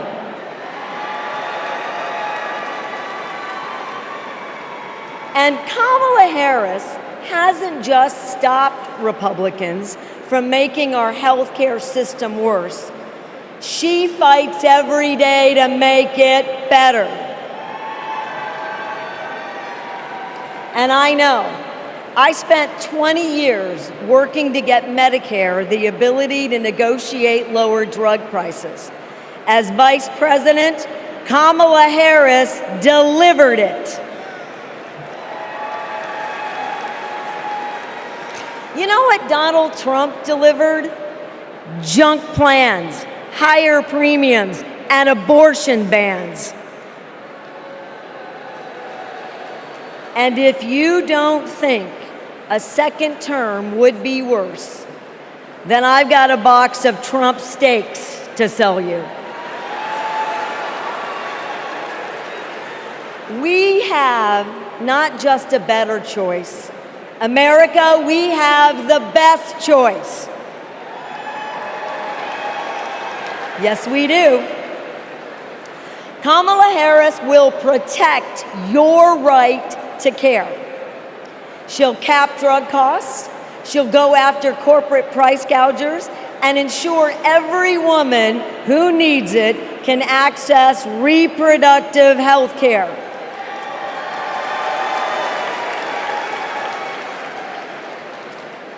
That's the president I want. And that's the president America needs. And with your help, that's the next president of the United States. President Kamala Harris.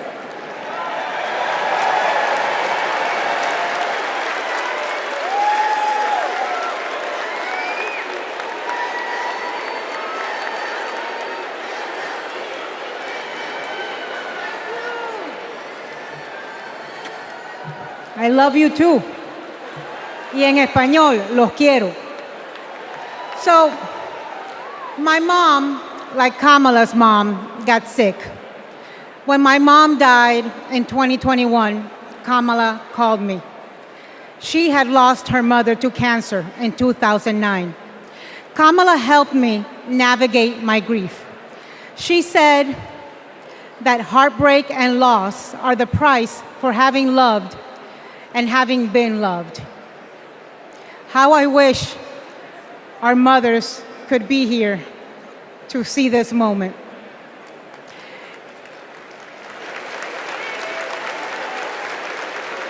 In the next 4 years, America will invariably have moments of great sadness and pain in our country. Some will be natural disasters. Some will be man-made disasters.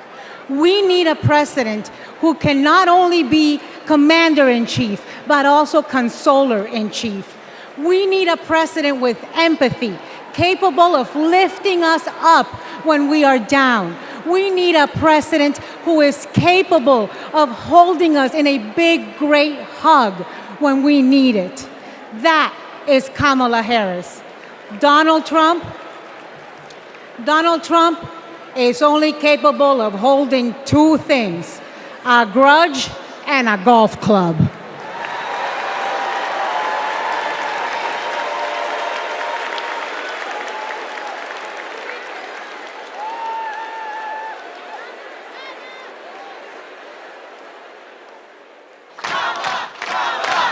I remember when Kamala was first running for district attorney and people were like, oh, I don't know if she's tough enough.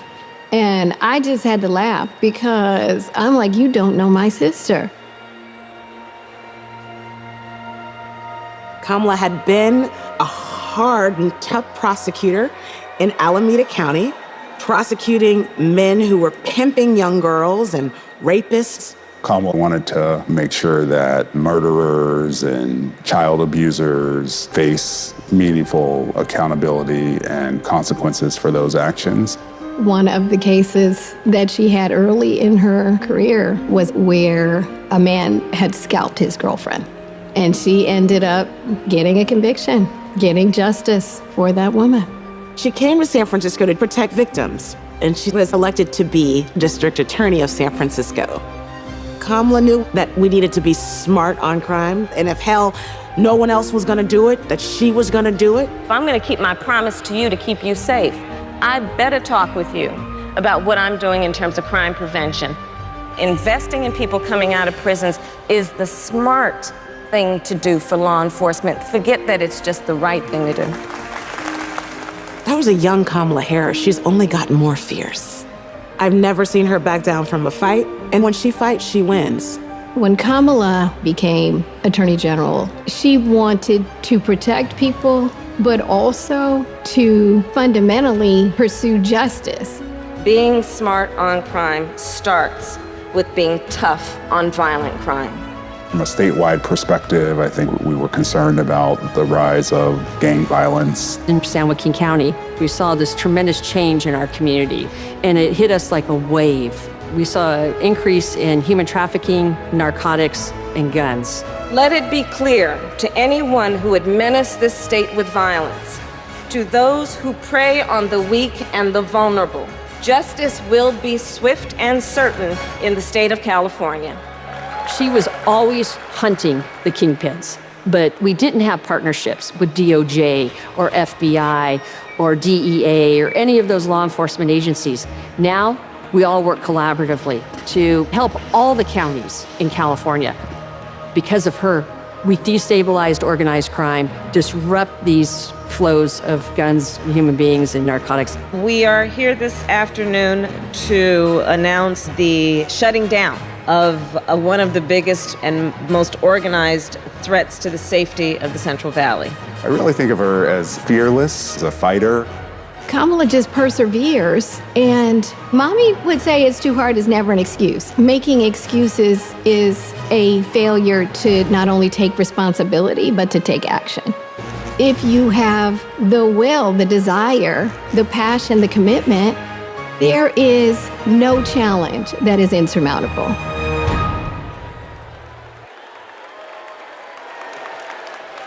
Please welcome the Democratic nominee for Senate in Maryland, Angela Alsobrooks.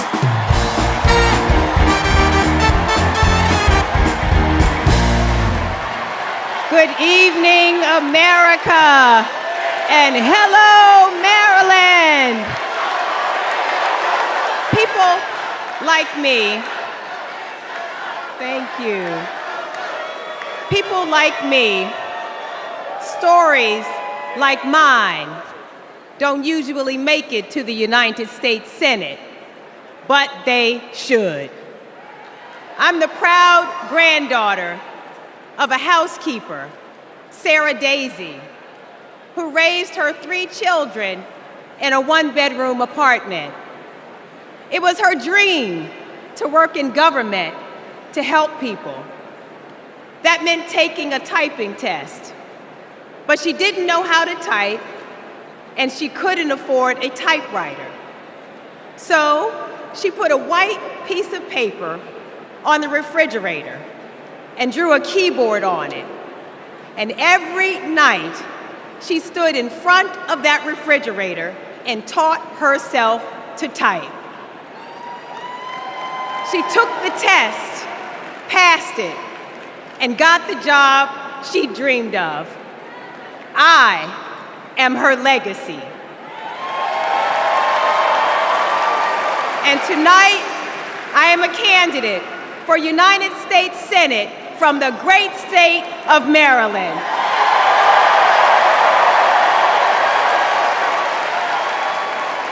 I've always been inspired by women like my grandmother, women who imagine a better future and then have the grit to make it a reality. One of those women is a friend, a mentor, and a role model. That woman is Kamala Harris. Let me tell you about the Kamala I've known for 14 years. I first heard about her in 2009 when I was running for state's attorney in Prince George's County, Maryland. I read a story in Essence magazine about a district attorney in San Francisco using new ideas to keep her community safe. Few had a better record prosecuting violent crime. She put rapists, child molesters, and murderers behind bars. But what she knew was that violent crime accounts for about 30% of all crimes. For the 70% that are nonviolent, she created a first-of-its-kind program called Back on Track. After serving time and pleading guilty, these low-level offenders will get the job training, GED help, and apprenticeships they needed to find a job. The result? The recidivism rate plummeted. Now, after reading about this super bad district attorney, I talked nonstop about her on the campaign trail. 2 days after I won the election, my phone rings. It's Kamala Harris calling to congratulate me and ask how she could help. She helped me bring Back on Track to Maryland. And wouldn't you know it, crime went down and economic growth went up. Back on Track is now a national model. Now, Donald Trump says if Kamala Harris is elected, tough guys will treat her like a play toy. Do you know who else thought that? The drug cartels she busted, the big oil companies she made pay for polluting, the big banks that she made pay $20 billion to homeowners they ripped off. Getting justice for others isn't a power trip for her. It's a sacred calling. And hear me, Kamala Harris knows how to keep criminals off the streets. And come November, with your help, she'll keep one out of the Oval Office.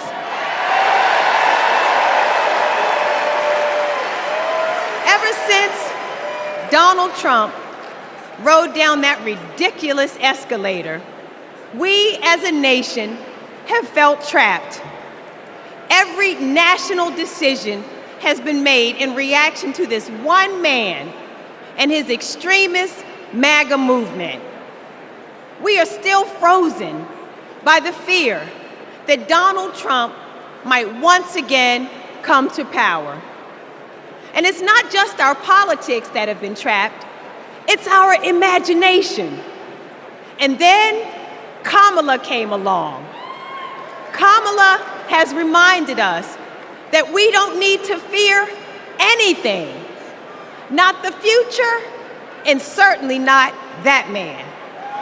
This is our moment to leave Donald Trump where he belongs, in America's past. We stand with Kamala Harris because we as a country are not going back. For the ancestors who sat at lunch counters and made sure that we all had the right to vote, we are not going back. For the mamas and grandmamas who marched to make sure that women could control our own bodies, we are not going back. For the parents who work from can't see in the morning until can't see at night, not so that they will have a better future, but so that their children will have a better life. We are not going back. When facing an obstacle, my father has often said to me, your faith is stronger than your fears.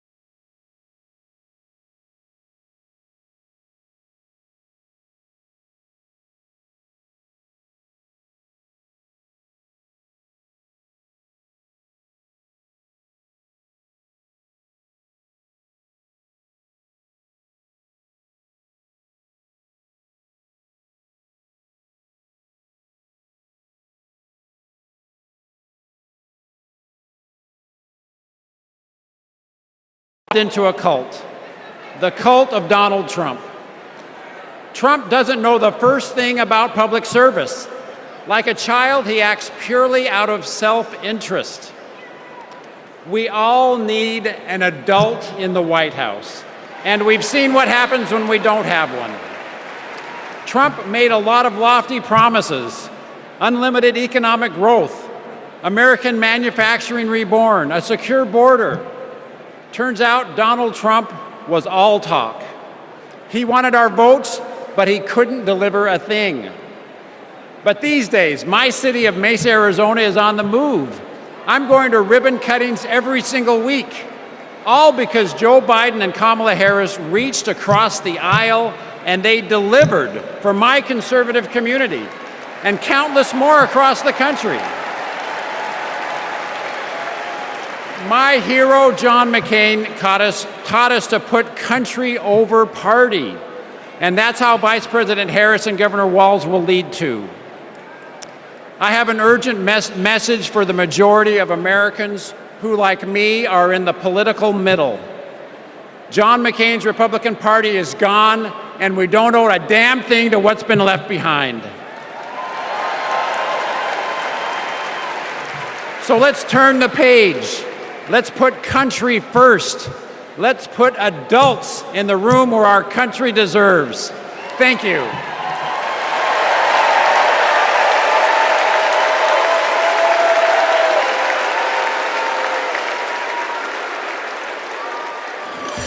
It's our dream to have a large family. Being a parent, it's the most important thing in my life. For decades, Americans have turned to the miracle of IVF treatments. She felt like a dream come true. The fact that she was able to build a family, that's why I do what I do.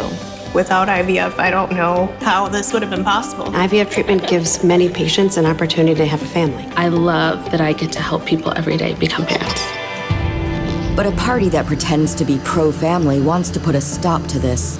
They are attacking the right to expand and start a family. It's unthinkable. They may never have the family that they've dreamt of. In the U.S. Senate, Republicans blocked a Democratic bill that would have established protections for in vitro fertilization. Mr. Vance, no. If Republicans actually cared as much about protecting IVF, this would have been a simple yes vote.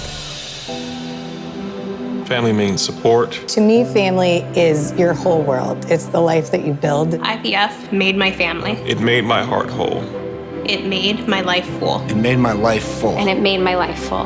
And we will always fight for you, for your family, for your freedoms, and for your future. Kamala Harris and Tim Walz honor the freedoms of all families to make decisions about what is right for them, for this generation and generations to come.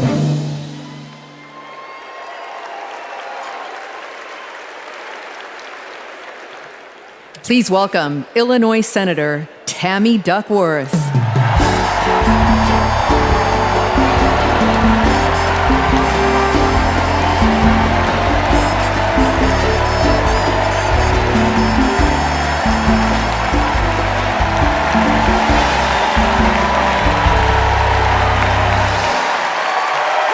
Hello, Chicago.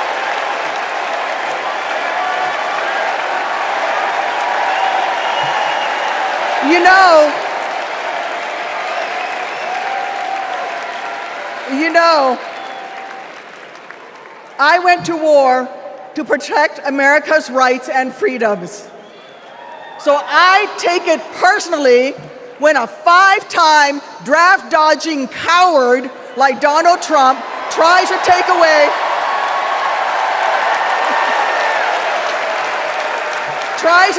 my rights and freedoms in return, especially when it concerns my daughters. My girls, gamer girl Abigail and queen of the monkey bars, Miley, are everything to me. But they would never have been born without access to reproductive care. Because after 10 years of struggling with infertility, I was only able to have them through the miracle of IVF. But now, Trump's anti-woman crusade has put other Americans' right to have their own families at risk. Because if they win, Republicans will not stop at banning abortion. They will come for IVF next. They'll prosecute doctors. They will shame and spy on women. And if you think that's far-fetched, just look up what happened in Alabama last year. So let me say to every would-be parent, I see you, I'm with you. And together, in November, we'll send a message to old Cadet Bone Spurs.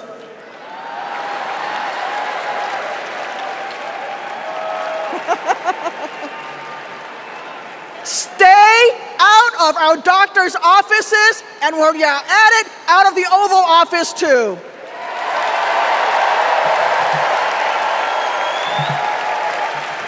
Look, my struggle with infertility was more painful than any wound I earned on the battlefield. So how dare a convicted felon like Donald Trump treat women seeking health care like they're the ones breaking the law? How dare J.D. Vance criticize childless women on cable news, then vote against legislation that would have actually helped Americans to start families? How dare the GOP endanger the dreams of countless veterans whose combat wounds prevent them from having kids without IVF, punishing our heroes for their willingness to serve? It's simple. Every American deserves the right to be called mommy or daddy without being treated like a criminal. Kamala Harris believes that. So let's make some history and elect her in November. God bless America.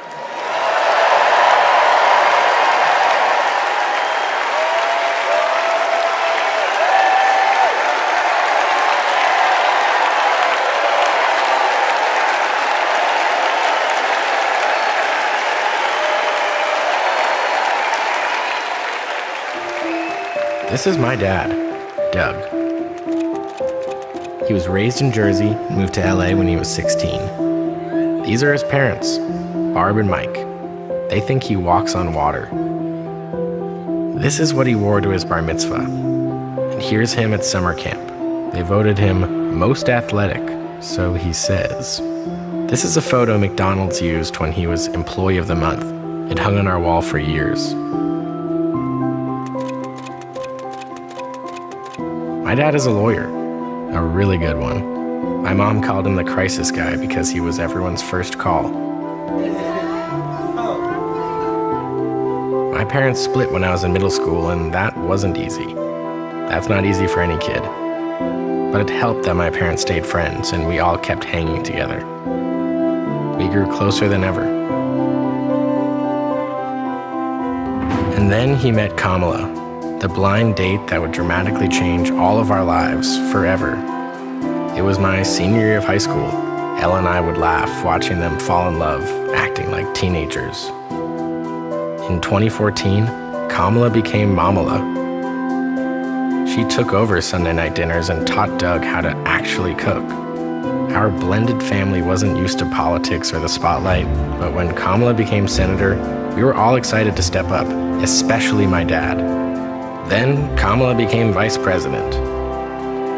It felt like Doug was a bit out of place on Capitol Hill.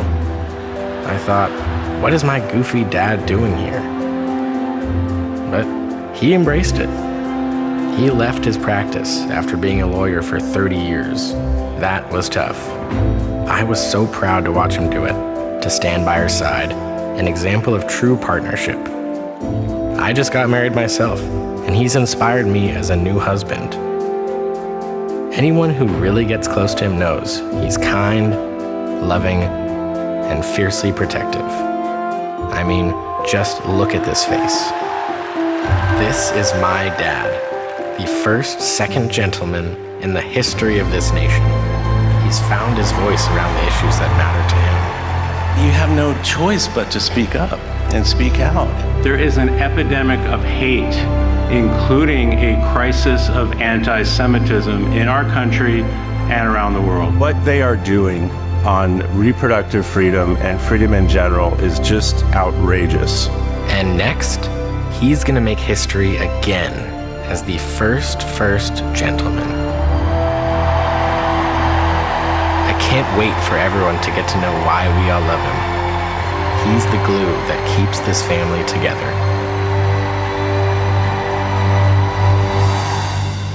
We might not look like other families in the White House, but we are ready to represent all families in America.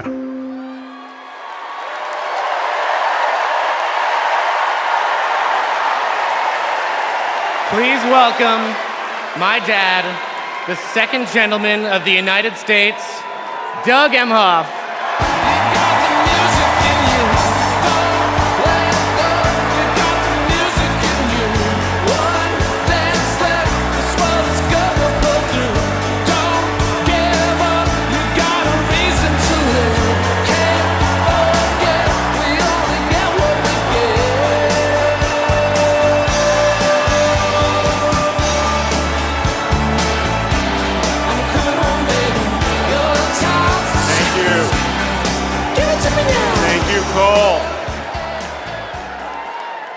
I guess he didn't want me to give this speech. He just... Thank you so much. Hello. Thank you.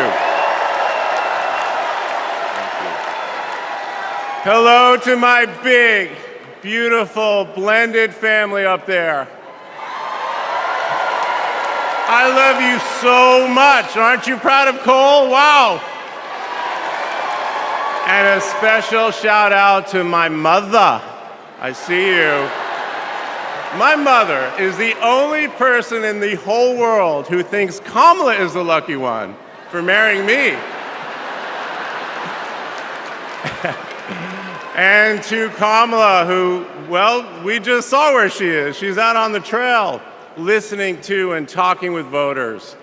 Honey, I can't wait for you to come back to Chicago because we're having a great time here.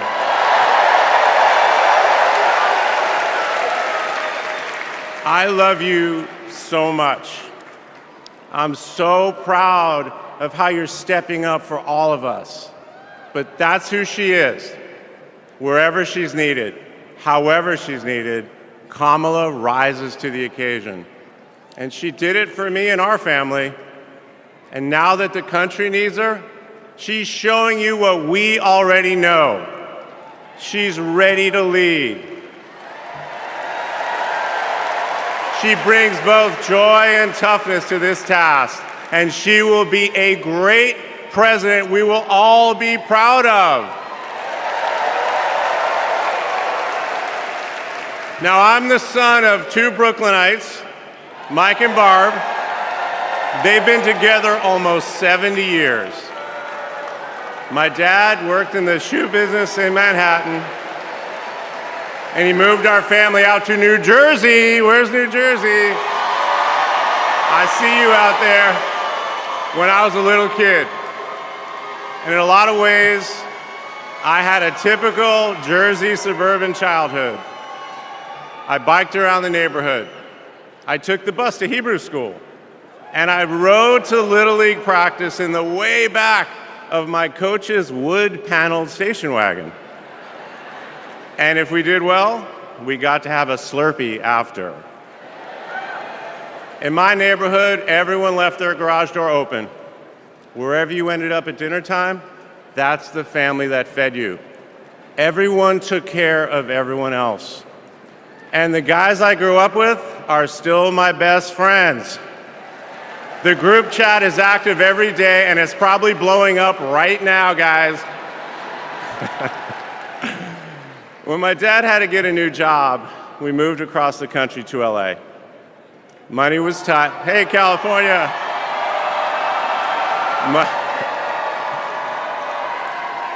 Money was tight, so I worked at McDonald's in high school for some extra cash. Not only was I Employee of the Month, but I still have the framed picture, which you just saw, and there was a ring, golden arches and all. And then I waited tables, parked cars. I was working full-time so I could afford to go to college part-time. And thanks to partial scholarships, student loans, and a little help from my dad, I got myself through law school. And I got my first job as a lawyer, which is also where I met the guys in my fantasy football league. And a lot has changed in our lives since the early 90s, but my team name is still Nirvana. Yes, after the band. I worked hard, and I love being a lawyer. And by the way, I still get to be part of the profession by teaching students at Georgetown Law School. I got married, became a dad to Cole and Ella. Unfortunately, I went through a divorce, but eventually started worrying about how I would make it all work. And that's when something unexpected happened. In 2013, I walked into a contentious client meeting. We worked through the issue, and by the end of the meeting, the now happy client offered to set me up on a blind date, which is how I ended up with Kamala Harris's phone number. Now, for generations, people have debated when to call the person you're being set up with. And never in history has anyone suggested 8:30 a.m. And yet, that's when I dialed.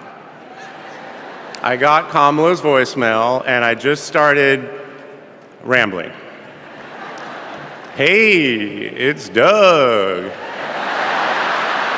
I'm on my way to an early meeting. Again, it's Doug.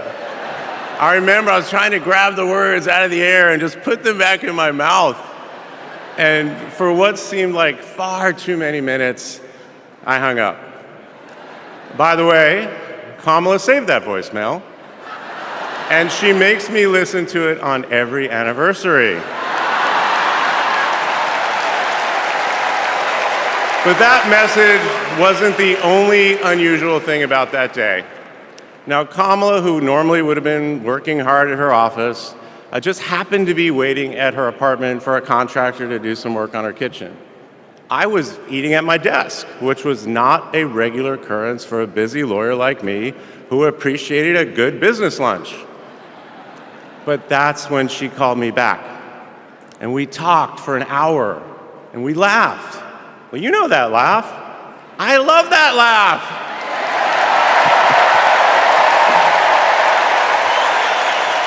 And maybe that counted as our first date.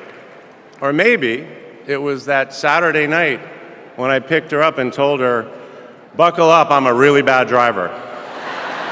Because you can't hide anything from Kamala Harris, so you might as well own it. And as I got to know her better and just fell in love fast, I learned what drives Kamala.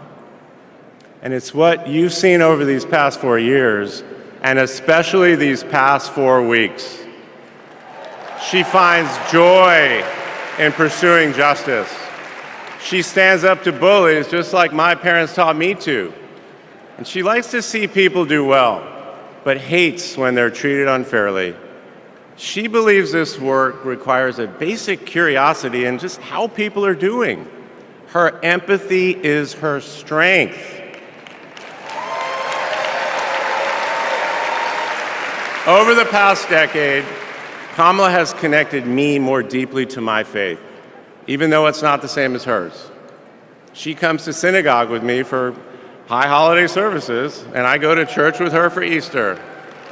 I get to enjoy her mom's chili relleno recipe every Christmas, and she makes a mean brisket for Passover. It brings me right back to my grandmother's apartment in Brooklyn, you know, the one with the plastic-covered couches.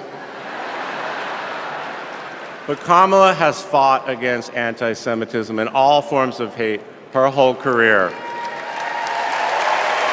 She's the one who encouraged me as second gentleman to take up that fight, which is so personal to me.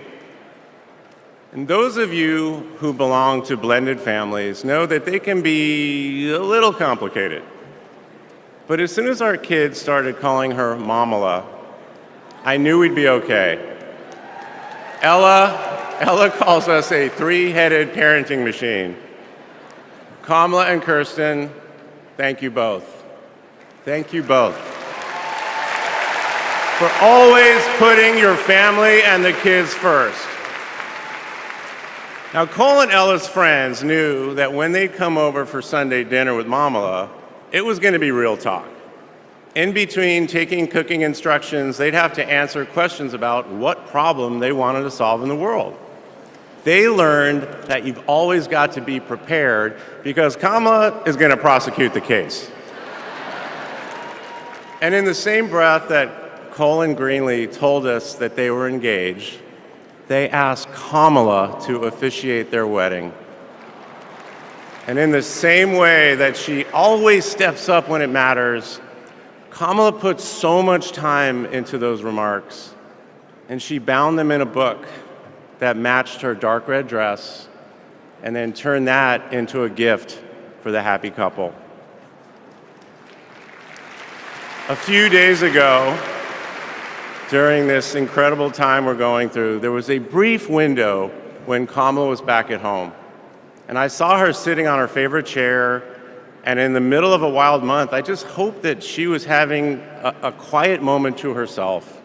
But then I realized she was on the phone. And of course, my mind went to all the potential crises that the vice president could be dealing with. Was it domestic? Was it foreign? Was it campaign? I could see she was focused, and all I knew was that it must be something important. And it turns out it was. Ella had called her. That's Kamala. That's Kamala. Those kids are her priorities, and that scene was a perfect map of her heart. She's always been there for our children, and I know she'll always be there for yours too. Kamala is a joyful warrior. It's doing for her country what she has always done for the people that she loves. Her passion will benefit all of us when she's our president. And here's the thing about joyful warriors. They're still warriors. And Kamala is as tough as it comes. Just ask the criminals, the global gangsters, and the witnesses before the Senate Judiciary Committee. She never runs from a fight. And she knows the best way to deal with a coward is to take him head on. Because we all know cowards are weak, and Kamala Harris can smell weakness. She doesn't tolerate any BS. You've all seen that look, and you know that look I'm talking about. That look is not just a meme. It reflects her true belief in honest and direct leadership.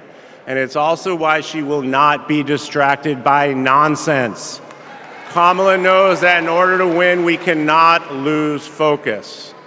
America, in this election, you have to decide who to trust with your family's future. I trusted Kamala with our family's future. It was the best decision I ever made. This Thursday will be our 10th wedding anniversary, which I know it means I'm about to hear that embarrassing voicemail again. However, that's not all I'll be hearing. That same night, I'll be hearing my wife, Kamala Harris, accept your nomination for President of the United States. And with your help, she will lead with joy and toughness, with that laugh and that look, with compassion and conviction. She'll lead from the belief that wherever we come from, whatever we look like, we're strongest when we fight for what we believe in, not just against what we fear. Kamala Harris was exactly the right person for me at an important moment in my life. And at this moment in our nation's history, she is exactly the right president. Thank you so much.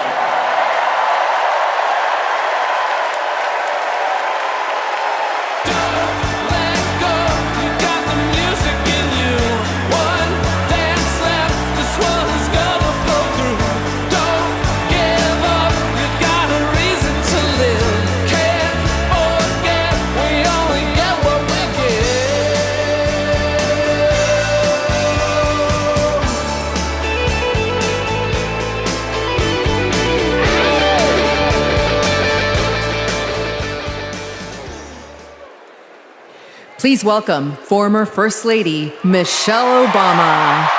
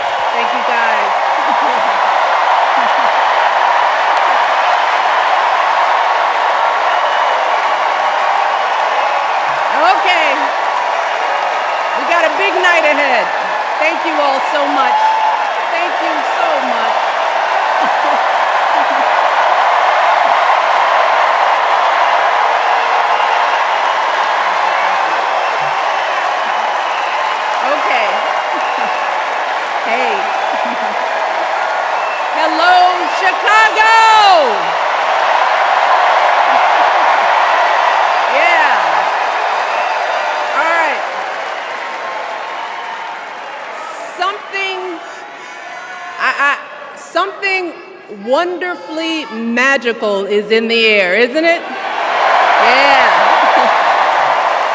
You know, we're feeling it here in this arena, but it's spreading all across this country we love. A familiar feeling that's been buried too deep for far too long. You know what I'm talking about. It's the contagious power of hope. The anticipation, the energy, the exhilaration of once again being on the cusp of a brighter day.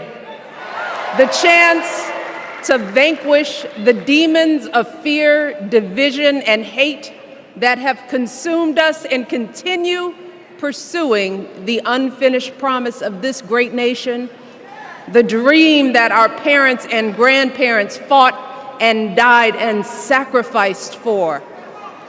America, hope is making a comeback. Yeah.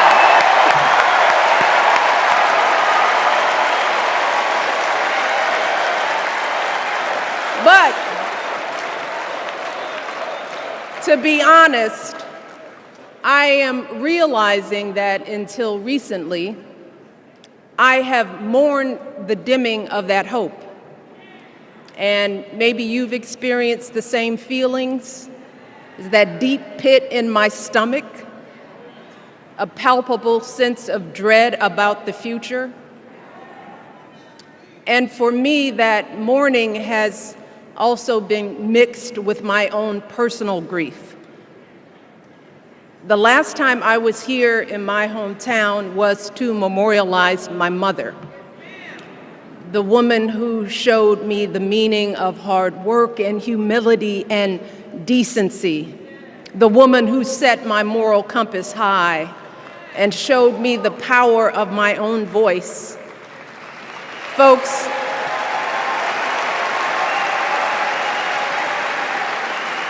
I still feel her loss so profoundly. I wasn't even sure if I'd be steady enough to stand before you tonight, But my heart compelled me to be here because of the sense of duty that I feel to honor her memory and to remind us all not to squander the sacrifices our elders made to give us a better future. You see, my mom, in her steady, quiet way, lived out that striving sense of hope every single day of her life. She believed that all children, all people have value, that anyone can succeed if given the opportunity. She and my father didn't aspire to be wealthy. In fact, they were suspicious of folks who took more than they needed. They understood that it wasn't enough for their kids to thrive if everyone else around us was drowning. So my mother volunteered at the local school. She always looked out for the other kids on the block. She was glad to do the thankless, unglamorous work that for generations has strengthened the fabric of this nation. The belief that if you do unto others, if you love thy neighbor, if you work and scrape and sacrifice, it will pay off. If not for you, then maybe for your children or your grandchildren. You see, those values have been passed on through family farms and factory towns, through tree-lined streets and crowded tenements, through prayer groups and National Guard units and social studies classrooms. Those were the values my mother poured into me until her very last breath. Kamala Harris and I built our lives on those same foundational values. Even though our mothers grew up an ocean apart, they shared the same belief in the promise of this country. That's why her mother moved here from India at 19. It's why she taught Kamala about justice, about the obligation to lift others up, about our responsibility to give more than we take. She'd often tell her daughter, "Don't sit around and complain about things, do something." So, with that voice in her head, Kamala went out and she worked hard in school, graduating from an HBCU, earning her law degree at a state school. And then she went on to work for the people, fighting to hold lawbreakers accountable, strengthening the rule of law, fighting to get folks better wages, cheaper prescription drugs, a good education, decent health care, child care, elder care. From a middle-class household, Kamala worked her way up to become Vice President of the United States of America. My girl, Kamala Harris, is more than ready for this moment. She is one of the most qualified people ever to seek the office of the presidency. And she is one of the most dignified. A tribute to her mother, to my mother, and to your mother too. The embodiment of the stories we tell ourselves about this country. Her story is your story. It's my story. It's the story of the vast majority of Americans trying to build a better life. Look, Kamala knows, like we do, that regardless of where you come from, what you look like, who you love, how you worship, or what's in your bank account, we all deserve the opportunity to build a decent life. All of our contributions deserve to be accepted and valued. Because no one has a monopoly on what it means to be an American. No one.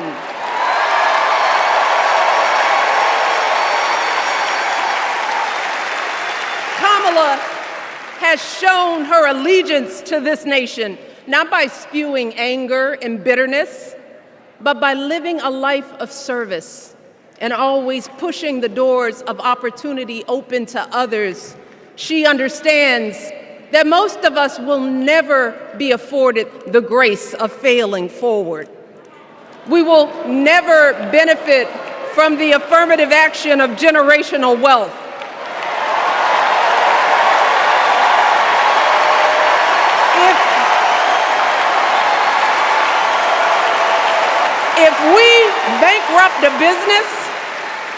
If we bankrupt a business or choke in a crisis, we don't get a second, third, or fourth chance.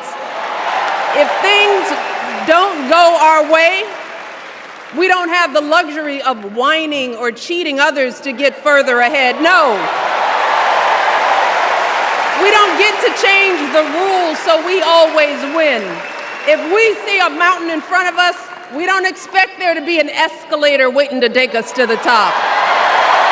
No. We put our heads down. We get to work. In America, we do something. And throughout her entire life, that's what we've seen from Kamala Harris. The steel of her spine, the steadiness of her upbringing, the honesty of her example, and yes, the joy of her laughter and her light. It couldn't be more obvious. Of the two major candidates in this race, only Kamala Harris truly understands the unseen labor and unwavering commitment that has always made America great.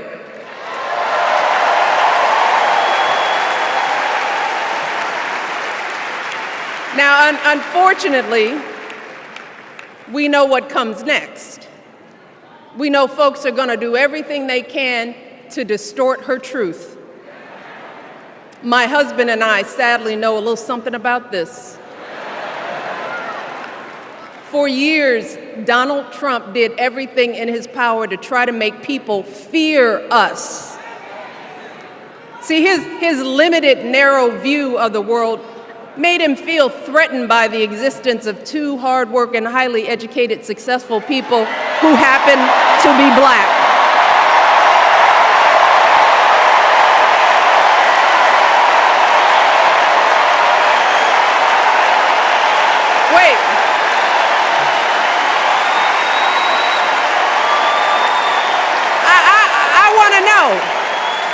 I want to know, who's going to tell him that the job he's currently seeking might just be one of those black jobs?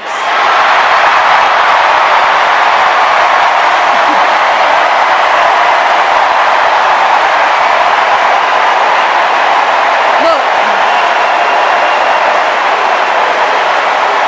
it's his same old con. His same old con. Doubling down on ugly, misogynistic, racist lies as a substitute for real ideas and solutions that will actually make people's lives better. Look, because cutting our health care, taking away our freedom to control our bodies, the freedom to become a mother through IVF like I did, those things are not going to improve the health outcomes of our wives, mothers, and daughters. Shutting down the Department of Education, banning our books, none of that will prepare our kids for the future. Demonizing our children for being who they are and loving who they love, look, that doesn't make anybody's life better.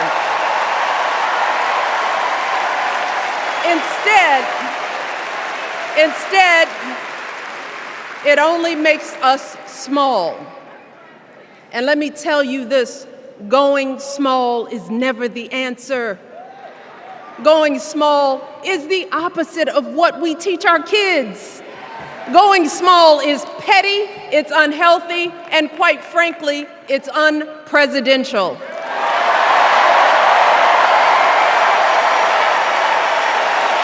So, why would any of us accept this from anyone seeking our highest office? Why would we normalize that type of backward leadership? Doing so only demeans and cheapens our politics. It only serves to further discourage good, big-hearted people from wanting to get involved at all. America, our parents taught us better than that, and we deserve so much better than that.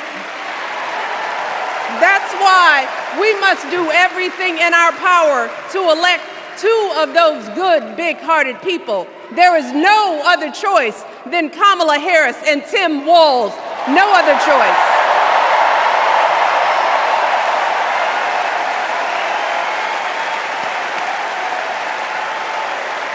But as we embrace this renewed sense of hope, let us not forget the despair we have felt. Let us not forget what we are up against. Yes, Kamala and Tim are doing great now. We're loving it. They're packing arenas across the country. Folks are energized. We are feeling good. But remember, there are still so many people who are desperate for a different outcome, who are ready to question and criticize every move Kamala makes, who are eager to spread those lies, who don't want to vote for a woman, who will continue to prioritize building their wealth over ensuring that everyone has enough. So no matter how good we feel tonight or tomorrow or the next day, this is going to be an uphill battle. So folks, we cannot be our own worst enemies. No. See, because the minute something goes wrong, the minute a lie takes hold, folks, we cannot start wringing our hands. We cannot get a Goldilocks complex about whether everything is just right. And we cannot indulge our anxieties about whether this country will elect someone like Kamala instead of doing everything we can to get someone like Kamala elected.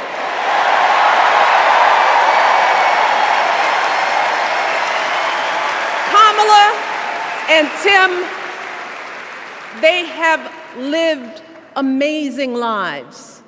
And I am confident that they will lead with compassion, inclusion, and grace.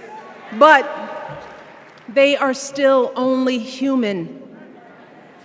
They are not perfect. And like all of us, they will make mistakes. But luckily, y'all, this is not just on them. This is up to us, all of us, to be the solution that we seek. It's up to all of us to be the antidote to the darkness and division. Look, I don't care how you identify politically, whether you're Democrat, Republican, Independent, or none of the above. This is our time to stand up for what we know in our hearts is right.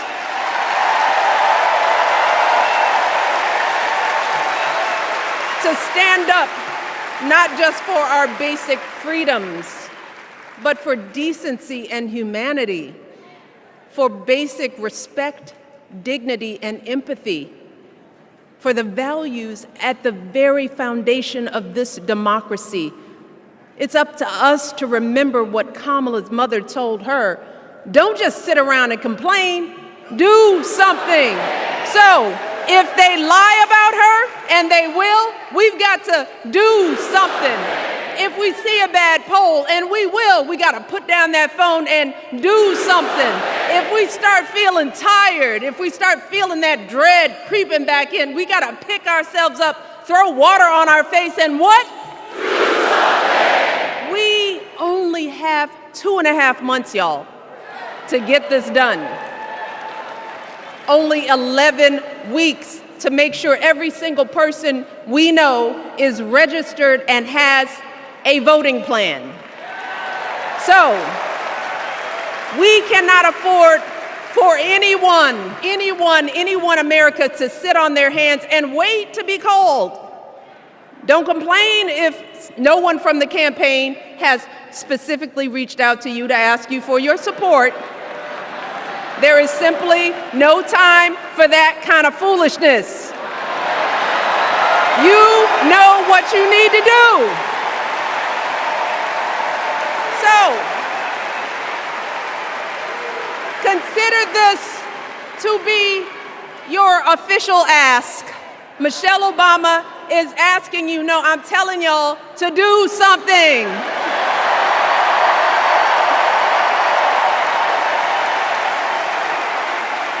Because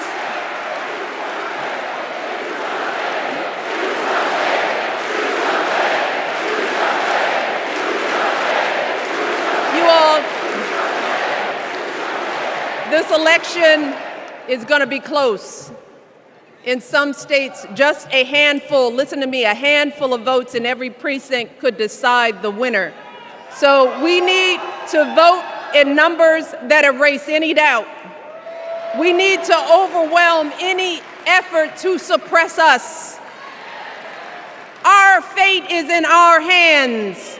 In 77 days, we have the power to turn our country away from the fear, division, and smallness of the past. We have the power to marry our hope with our action. We have the power to pay forward the love, sweat, and sacrifice of our mothers and fathers and all those who came before us. We did it before y'all, and we sure can do it again. Let us work like our lives depend on it. And let us keep moving our country forward and go higher, yes, always higher than we've ever gone before as we elect the next president and vice president of the United States, Kamala Harris and Tim Walz. Thank you all. God bless.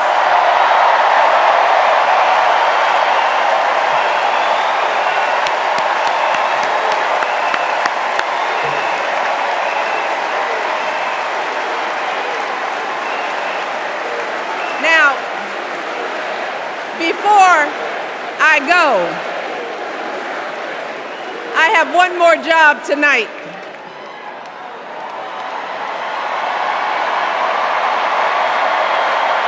Yeah, one more job.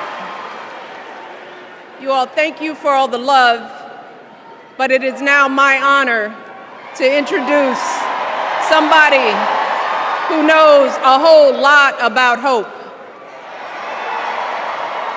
Someone who has spent his life strengthening our democracy, and let me tell you, as someone who lives with him, he wakes up every day, and thinks about what's best for this country. Please welcome America's 44th president and the love of my life, Barack Obama.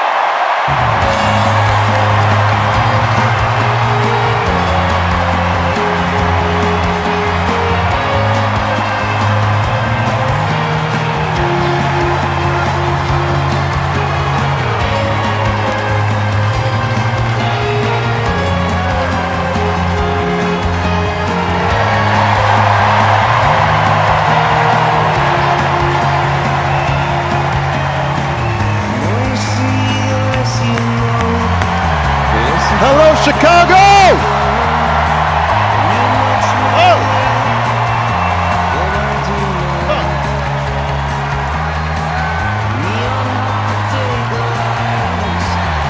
Thank you.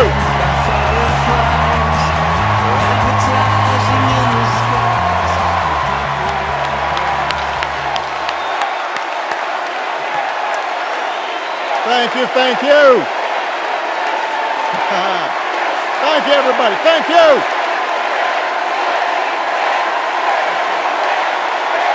Thank you. Thank you. Thank you. All right. That's enough. Thank you. Thank you. Chicago! It's good to be home. It is good to be home, and I don't know about you, but I'm feeling fired up.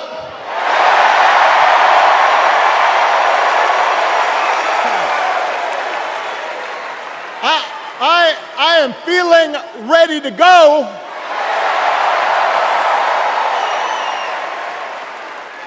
Even if I am the only person stupid enough to speak after Michelle Obama.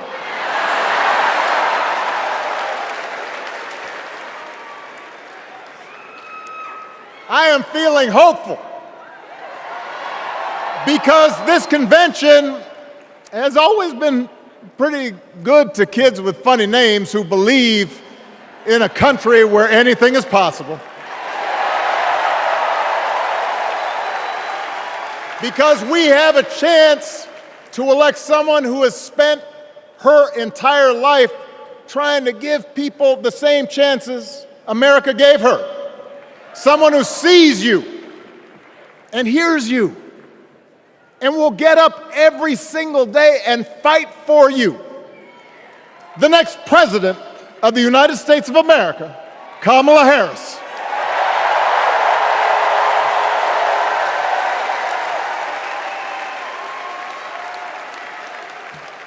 It's been 16 years since I had the honor of accepting this party's nomination for president. And I know that's hard to believe because I have not aged a bit. But it's true. And looking back, I can say without question that my first big decision as your nominee turned out to be one of my best. And that was asking Joe Biden to serve by my side as vice president.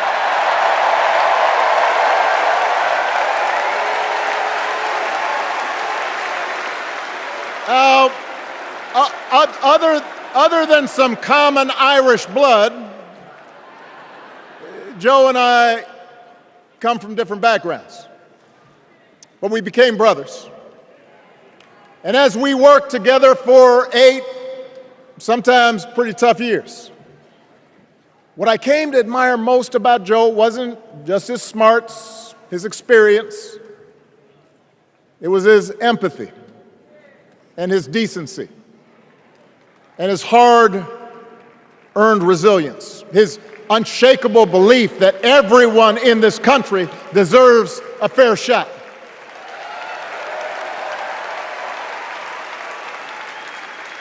And over the last 4 years, those are the values America has needed most.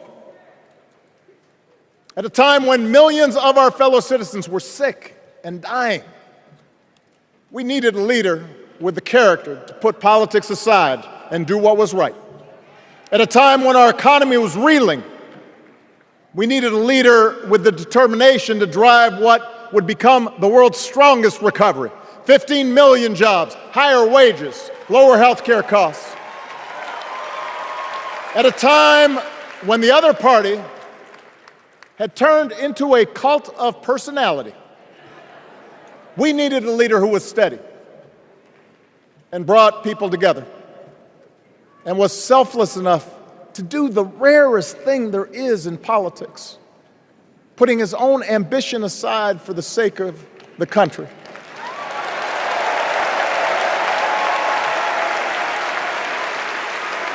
History will remember Joe Biden as an outstanding president who defended democracy at a moment of great danger. And I am proud to call him my president, but I am even prouder to call him my friend.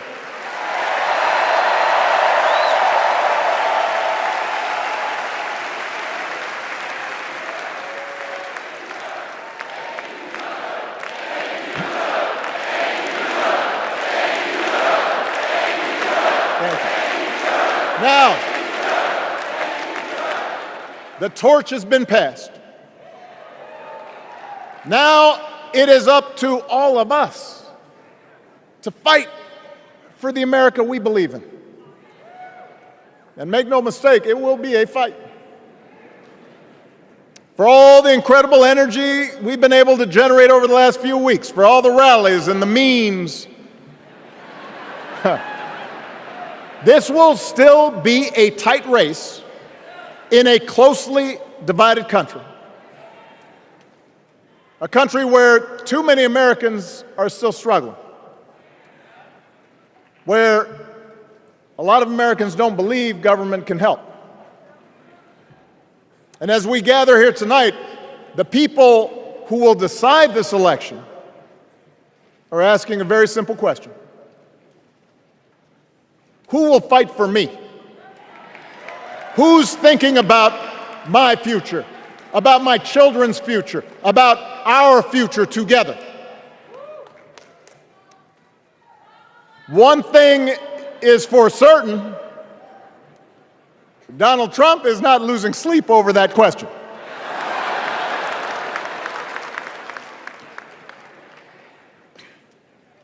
Here's a 78-year-old billionaire who has not stopped whining about his problems since he rode down his golden escalator 9 years ago. It has been a constant stream of gripes and grievances that's actually been getting worse now that he's afraid of losing to Kamala. There's the childish nicknames, the crazy conspiracy theories, this weird obsession with crowd sizes.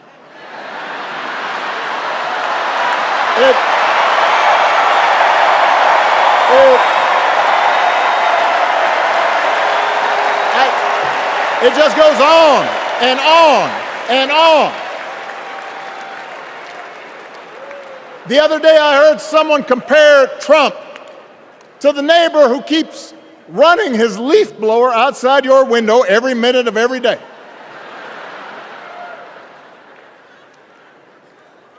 Now, from a neighbor, that's exhausting. From a president, it's just dangerous.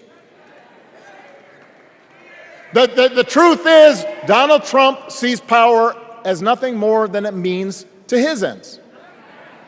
He wants the middle class to pay the price for another huge tax cut that would mostly help him and his rich friends. He killed a bipartisan immigration deal written in part by one of the most conservative Republicans in Congress that would have helped secure our southern border because he thought trying to actually solve the problem would hurt his campaign. He doesn't. Do not boo. Vote.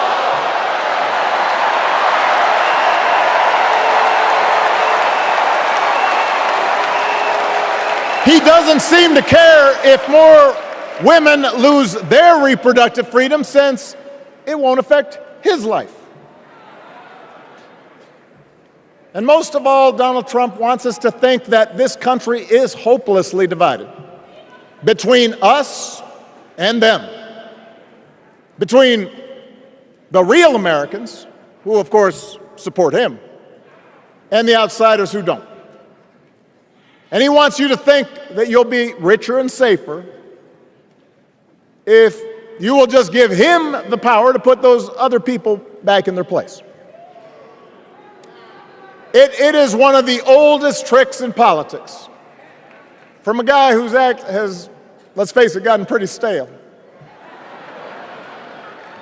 We do not need 4 more years of bluster and bumbling and chaos. We have seen that movie before, and we all know that the sequel is usually worse.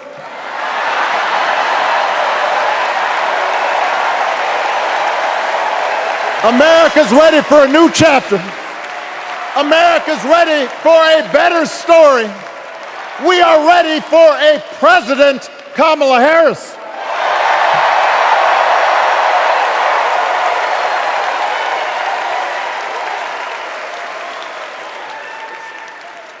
And Kamala Harris is ready for the job. This is a person who has spent her life fighting on behalf of people who need a voice and a champion. As you heard from Michelle, Kamala was not born into privilege. She had to work for what she's got. And she actually cares about what other people are going through.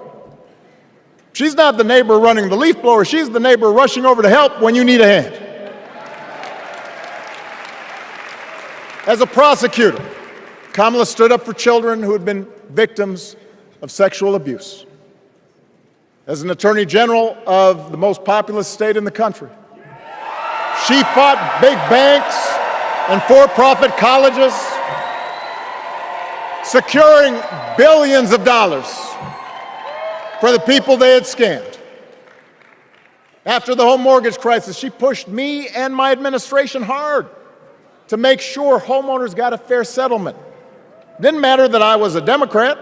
Didn't matter that she had knocked on doors for my campaign in Iowa. She was going to fight to get as much relief as possible for the families who deserved it.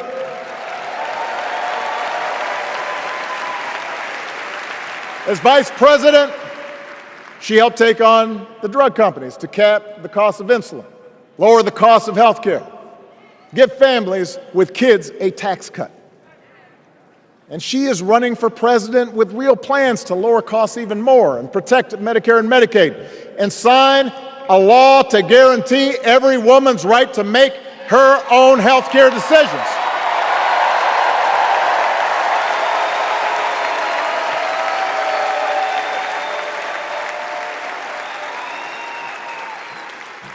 In other words, Kamala Harris won't be focused on her problems.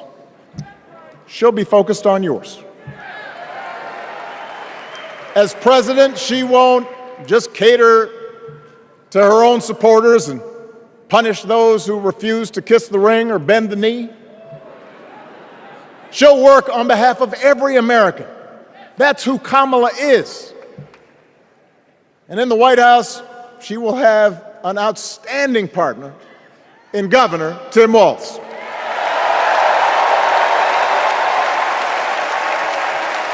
Let me tell you something. Let me tell you something. I love this guy. Tim is the kind of person who should be in politics.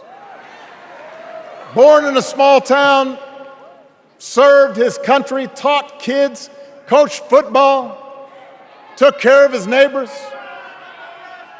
He knows who he is, and he knows what's important. You can tell those flannel shirts he wears don't come from some political consultant. They come from his closet, and they have been through some stuff.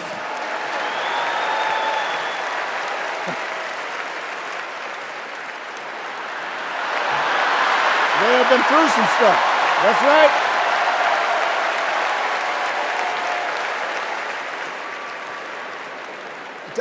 Together, Kamala and Tim have kept faith with America's central story.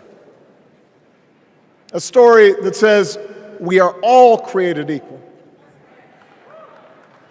All of us endowed with certain inalienable rights, that everyone deserves a chance, that even when we don't agree with each other, we can find a way to live with each other. That's Kamala's vision. That's Tim's vision. That's the Democratic Party's vision. And our job over the next 11 weeks is to convince as many people as possible to vote for that vision. Now, it won't be easy. The other side knows it's easier to play on people's fears and cynicism, always has been. They will tell you that government is inherently corrupt, that sacrifice and generosity are for suckers. And since the game is rigged, it's okay to take what you want and just look after your own. That's the easy path. We have a different task. Our job is to convince people that democracy can actually deliver. And in doing that, we can't just point to what we've already accomplished. We can't just rely on the ideas of the past. We need to chart a new way forward to meet the challenges of today. And Kamala understands this. She knows, for example, that if we want to make it easier for more young people to buy a home, We need to build more units and clear away some of the outdated laws and regulations that made it harder to build homes for working people in this country. That is a priority, and she's put out a bold new plan to do just that.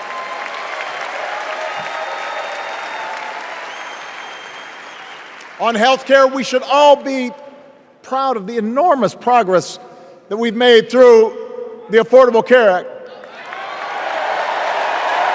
providing millions of people access to affordable coverage, protecting millions more from unscrupulous insurance practices. I noticed, by the way, that since it's become popular, they don't call it Obamacare no more.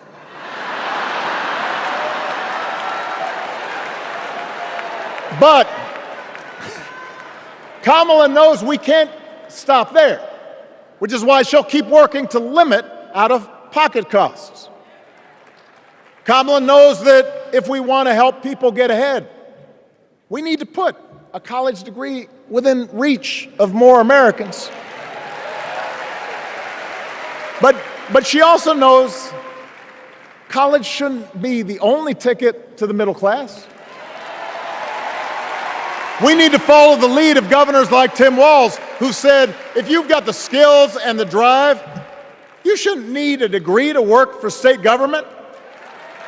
And in this new economy, we need a president who actually cares about the millions of people all across this country who wake up every single day to do the essential, often thankless work, to care for our sick, to clean our streets, to deliver our packages.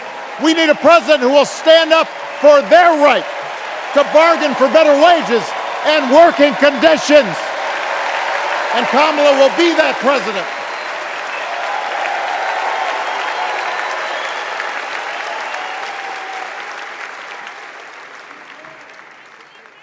Yes, she can.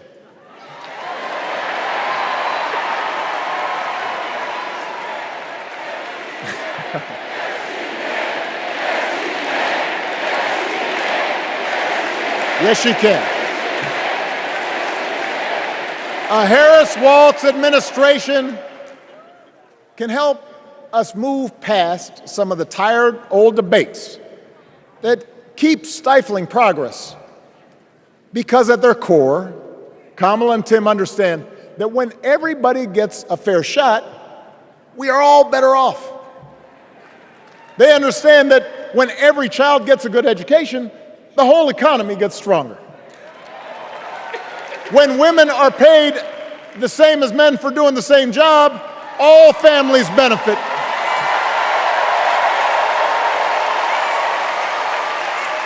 They understand that we can secure our borders without tearing kids away from their parents, just like we can keep our streets safe while also building trust between law enforcement and the communities they serve and eliminating bias.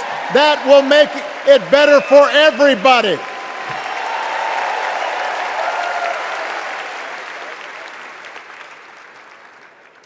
Donald Trump and his well-heeled donors, they don't see the world that way. For them, one group's gains is necessarily another group's loss. For them, freedom means that the powerful can do pretty much what they please, whether it's fire workers trying to organize a union or put poison in our rivers or avoid paying taxes like everybody else has to do. Well, we have a broader idea of freedom. We believe in the freedom to provide for your family if you're willing to work hard. The freedom to breathe clean air and drink clean water and send your kids to school without worrying if they'll come home. We believe that true freedom gives each of us the right to make decisions about our own life, how we worship, what our family looks like, how many kids we have, who we marry. And we believe that freedom requires us to recognize that other people have the freedom to make choices that are different than ours. That's okay.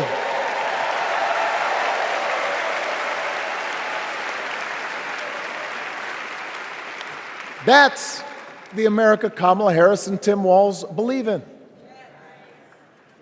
An America where we, the people, includes everyone. Because that's the only way this American experiment works. And despite what our politics might suggest, I think most Americans understand that. Democracy isn't just a bunch of abstract principles and dusty laws in some book somewhere. It's the values we live by. It's the way we treat each other, including those who don't look like us, or pray like us, or see the world exactly like we do.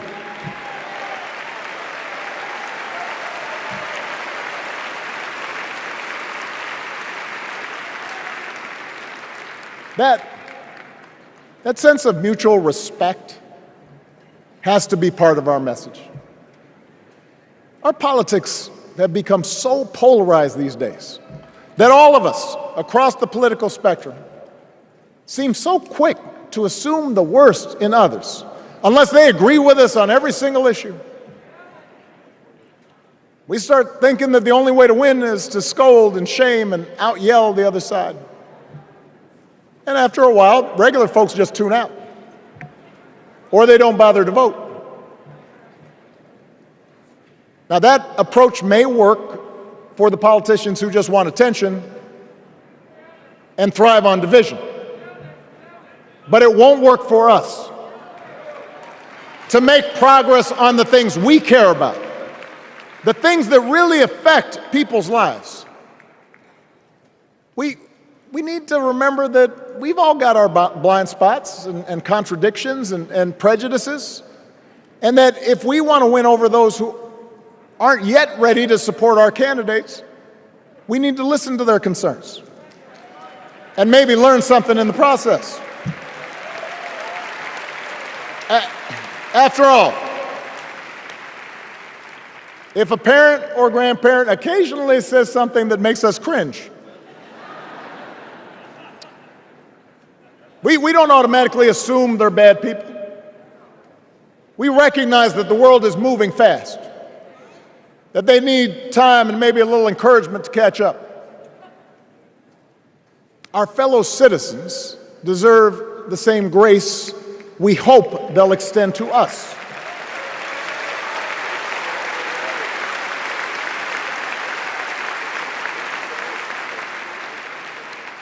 That's how we can build a true Democratic majority, one that can get things done. And by the way, that does not just matter to the people in this country. The rest of the world is watching to see if we can actually pull this off.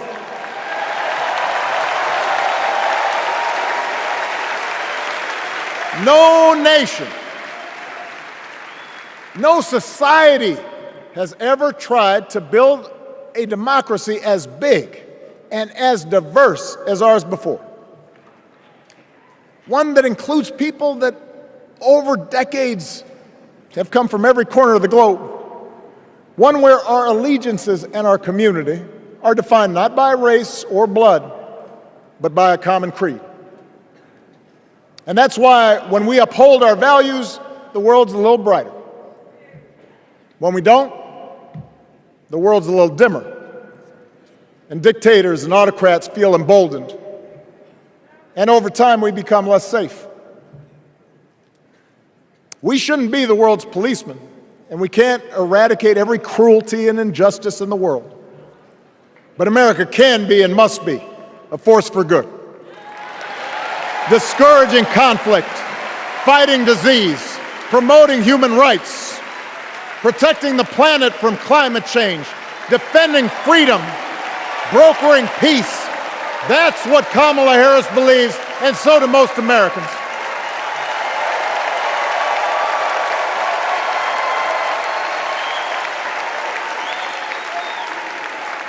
Now,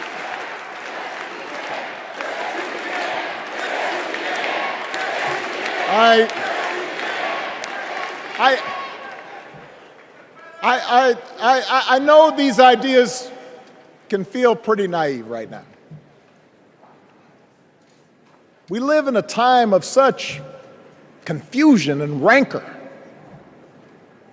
with a culture that puts a premium on things that don't last.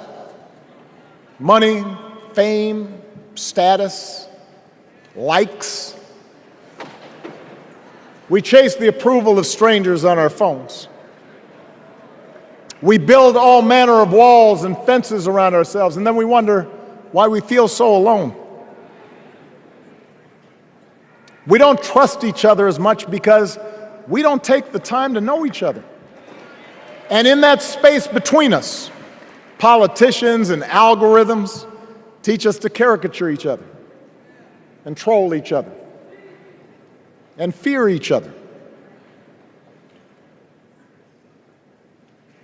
But here's the good news, Chicago.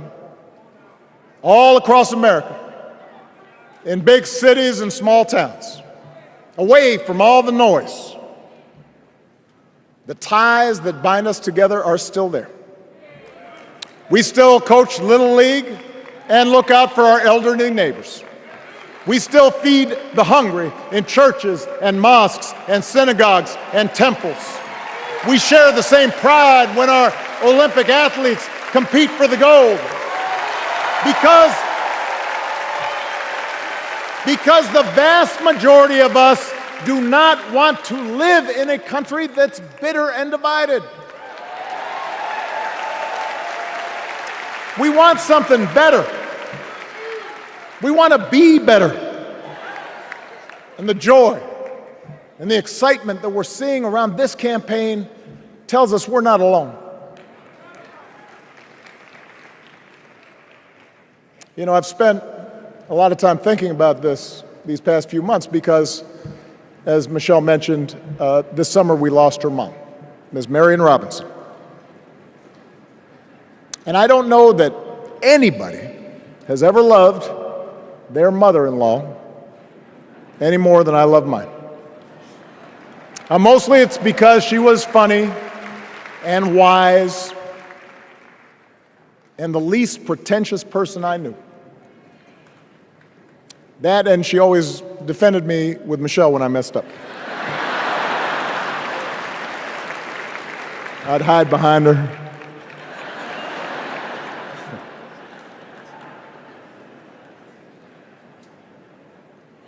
But I also think one of the reasons Mary and I became so close was she reminded me of my grandmother, the woman who helped raise me as a child. And on the surface, the two of them did not have a lot in common. One was a black woman from right here, south side of Chicago, right down the way. Went to Englewood High School. The other was a little old white lady born in a tiny town called Peru, Kansas. Now, I know there aren't that many people from Peru.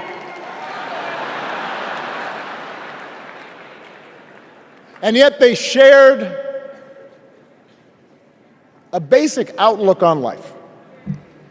They were strong, smart, resourceful women, full of common sense, who, regardless of the barriers they encountered, and women growing up in the 40s and 50s and 60s, they encountered barriers.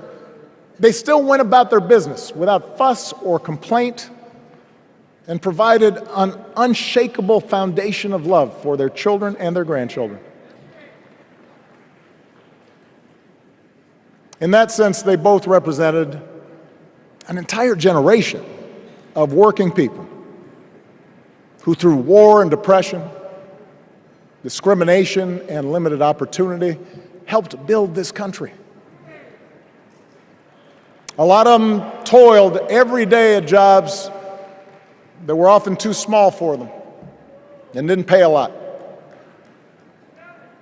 They willingly went without just to keep a roof over their families' heads, just to give their children something better. But they knew what was true. They knew what mattered. Things like honesty and integrity, kindness, and hard work. They weren't impressed with braggarts or bullies. They didn't think putting other people down lifted you up or made you strong. They didn't spend a lot of time obsessing about what they didn't have. Instead, they appreciated what they did. They found pleasure in simple things. A card game with friends, a good meal, and laughter around the kitchen table. Helping others. And most of all, seeing their children do things and go places that they would have never imagined for themselves.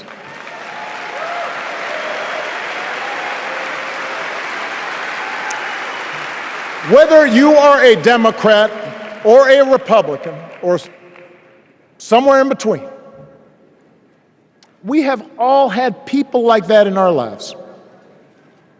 People like Kamala's parents, who crossed oceans because they believed in the promise of America.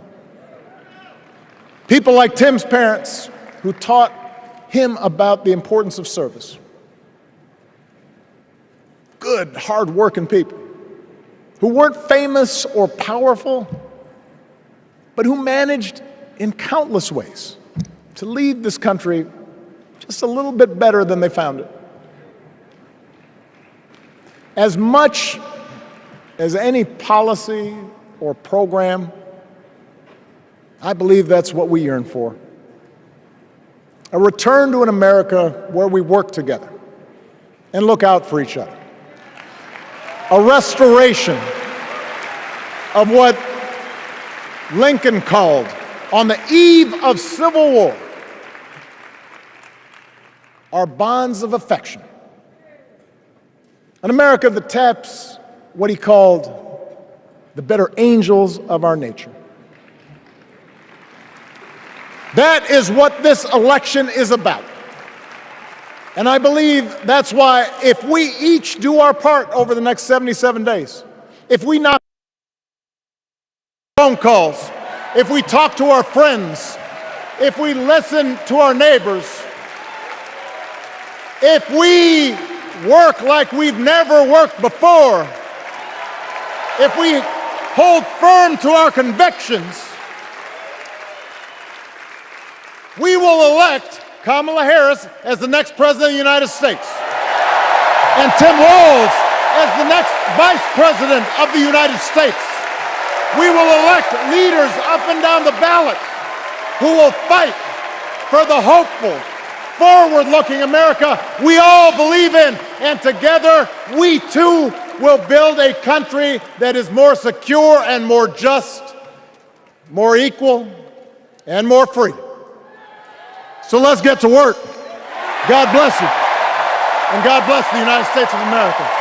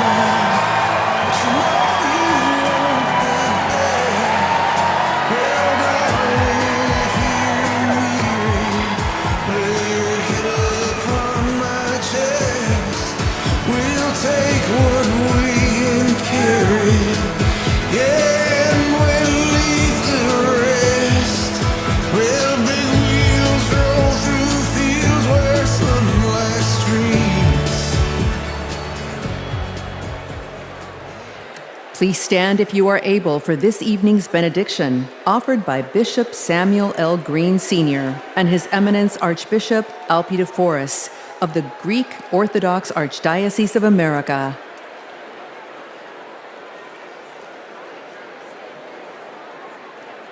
God of our weary years, God of our silent tears, Thou who hast brought us thus far along the way, You are the one who brews over the days of our lives, and without you, we would be nothing. So we lift our hopes and hearts to thee, and we pause tonight to say thank you. Thank you for loving us. Thank you for not giving up on us. Thank you for giving this nation the benefits of your mercy, because all of us can feel that something enthusiastic is rising in the soul of America. And all of us can tell that the tyranny of resentment has finally met its match. The candidacy of Kamala Harris has ignited an era of joy across America. Tonight, we thank you that even in the darkest of our pessimistic nights, love has not failed us, and hope has stood its ground. We who gather do so with audacity to believe that there will be compassion in America. So God, deliver us from racism. Deliver us from sexism. Deliver us from evil, and keep us forever in the path we pray. Amen.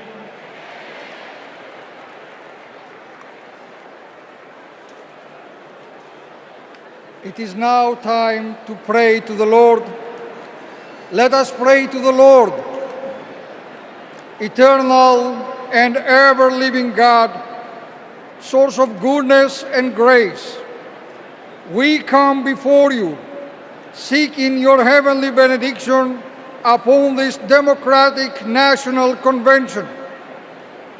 Grant unto the nominee for President of these United States, Vice President Kamala Harris, and her running mate, Governor Tim Walz, to pursue the highest offices in the land with love, with hope, and with faith in our nation. Grant unto the delegates to engage with their fellow citizens in a spirit of joy and duty, always seeking the best for our country.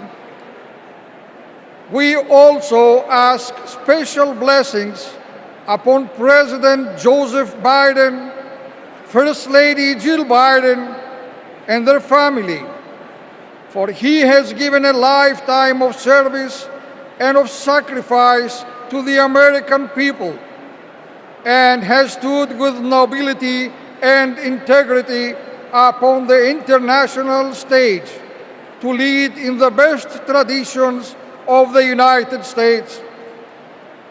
Finally, we ask that you protect and defend the armed forces who protect and defend us, so that in peace and security we may offer to you, the one true God, the praise that is in your due. Amen.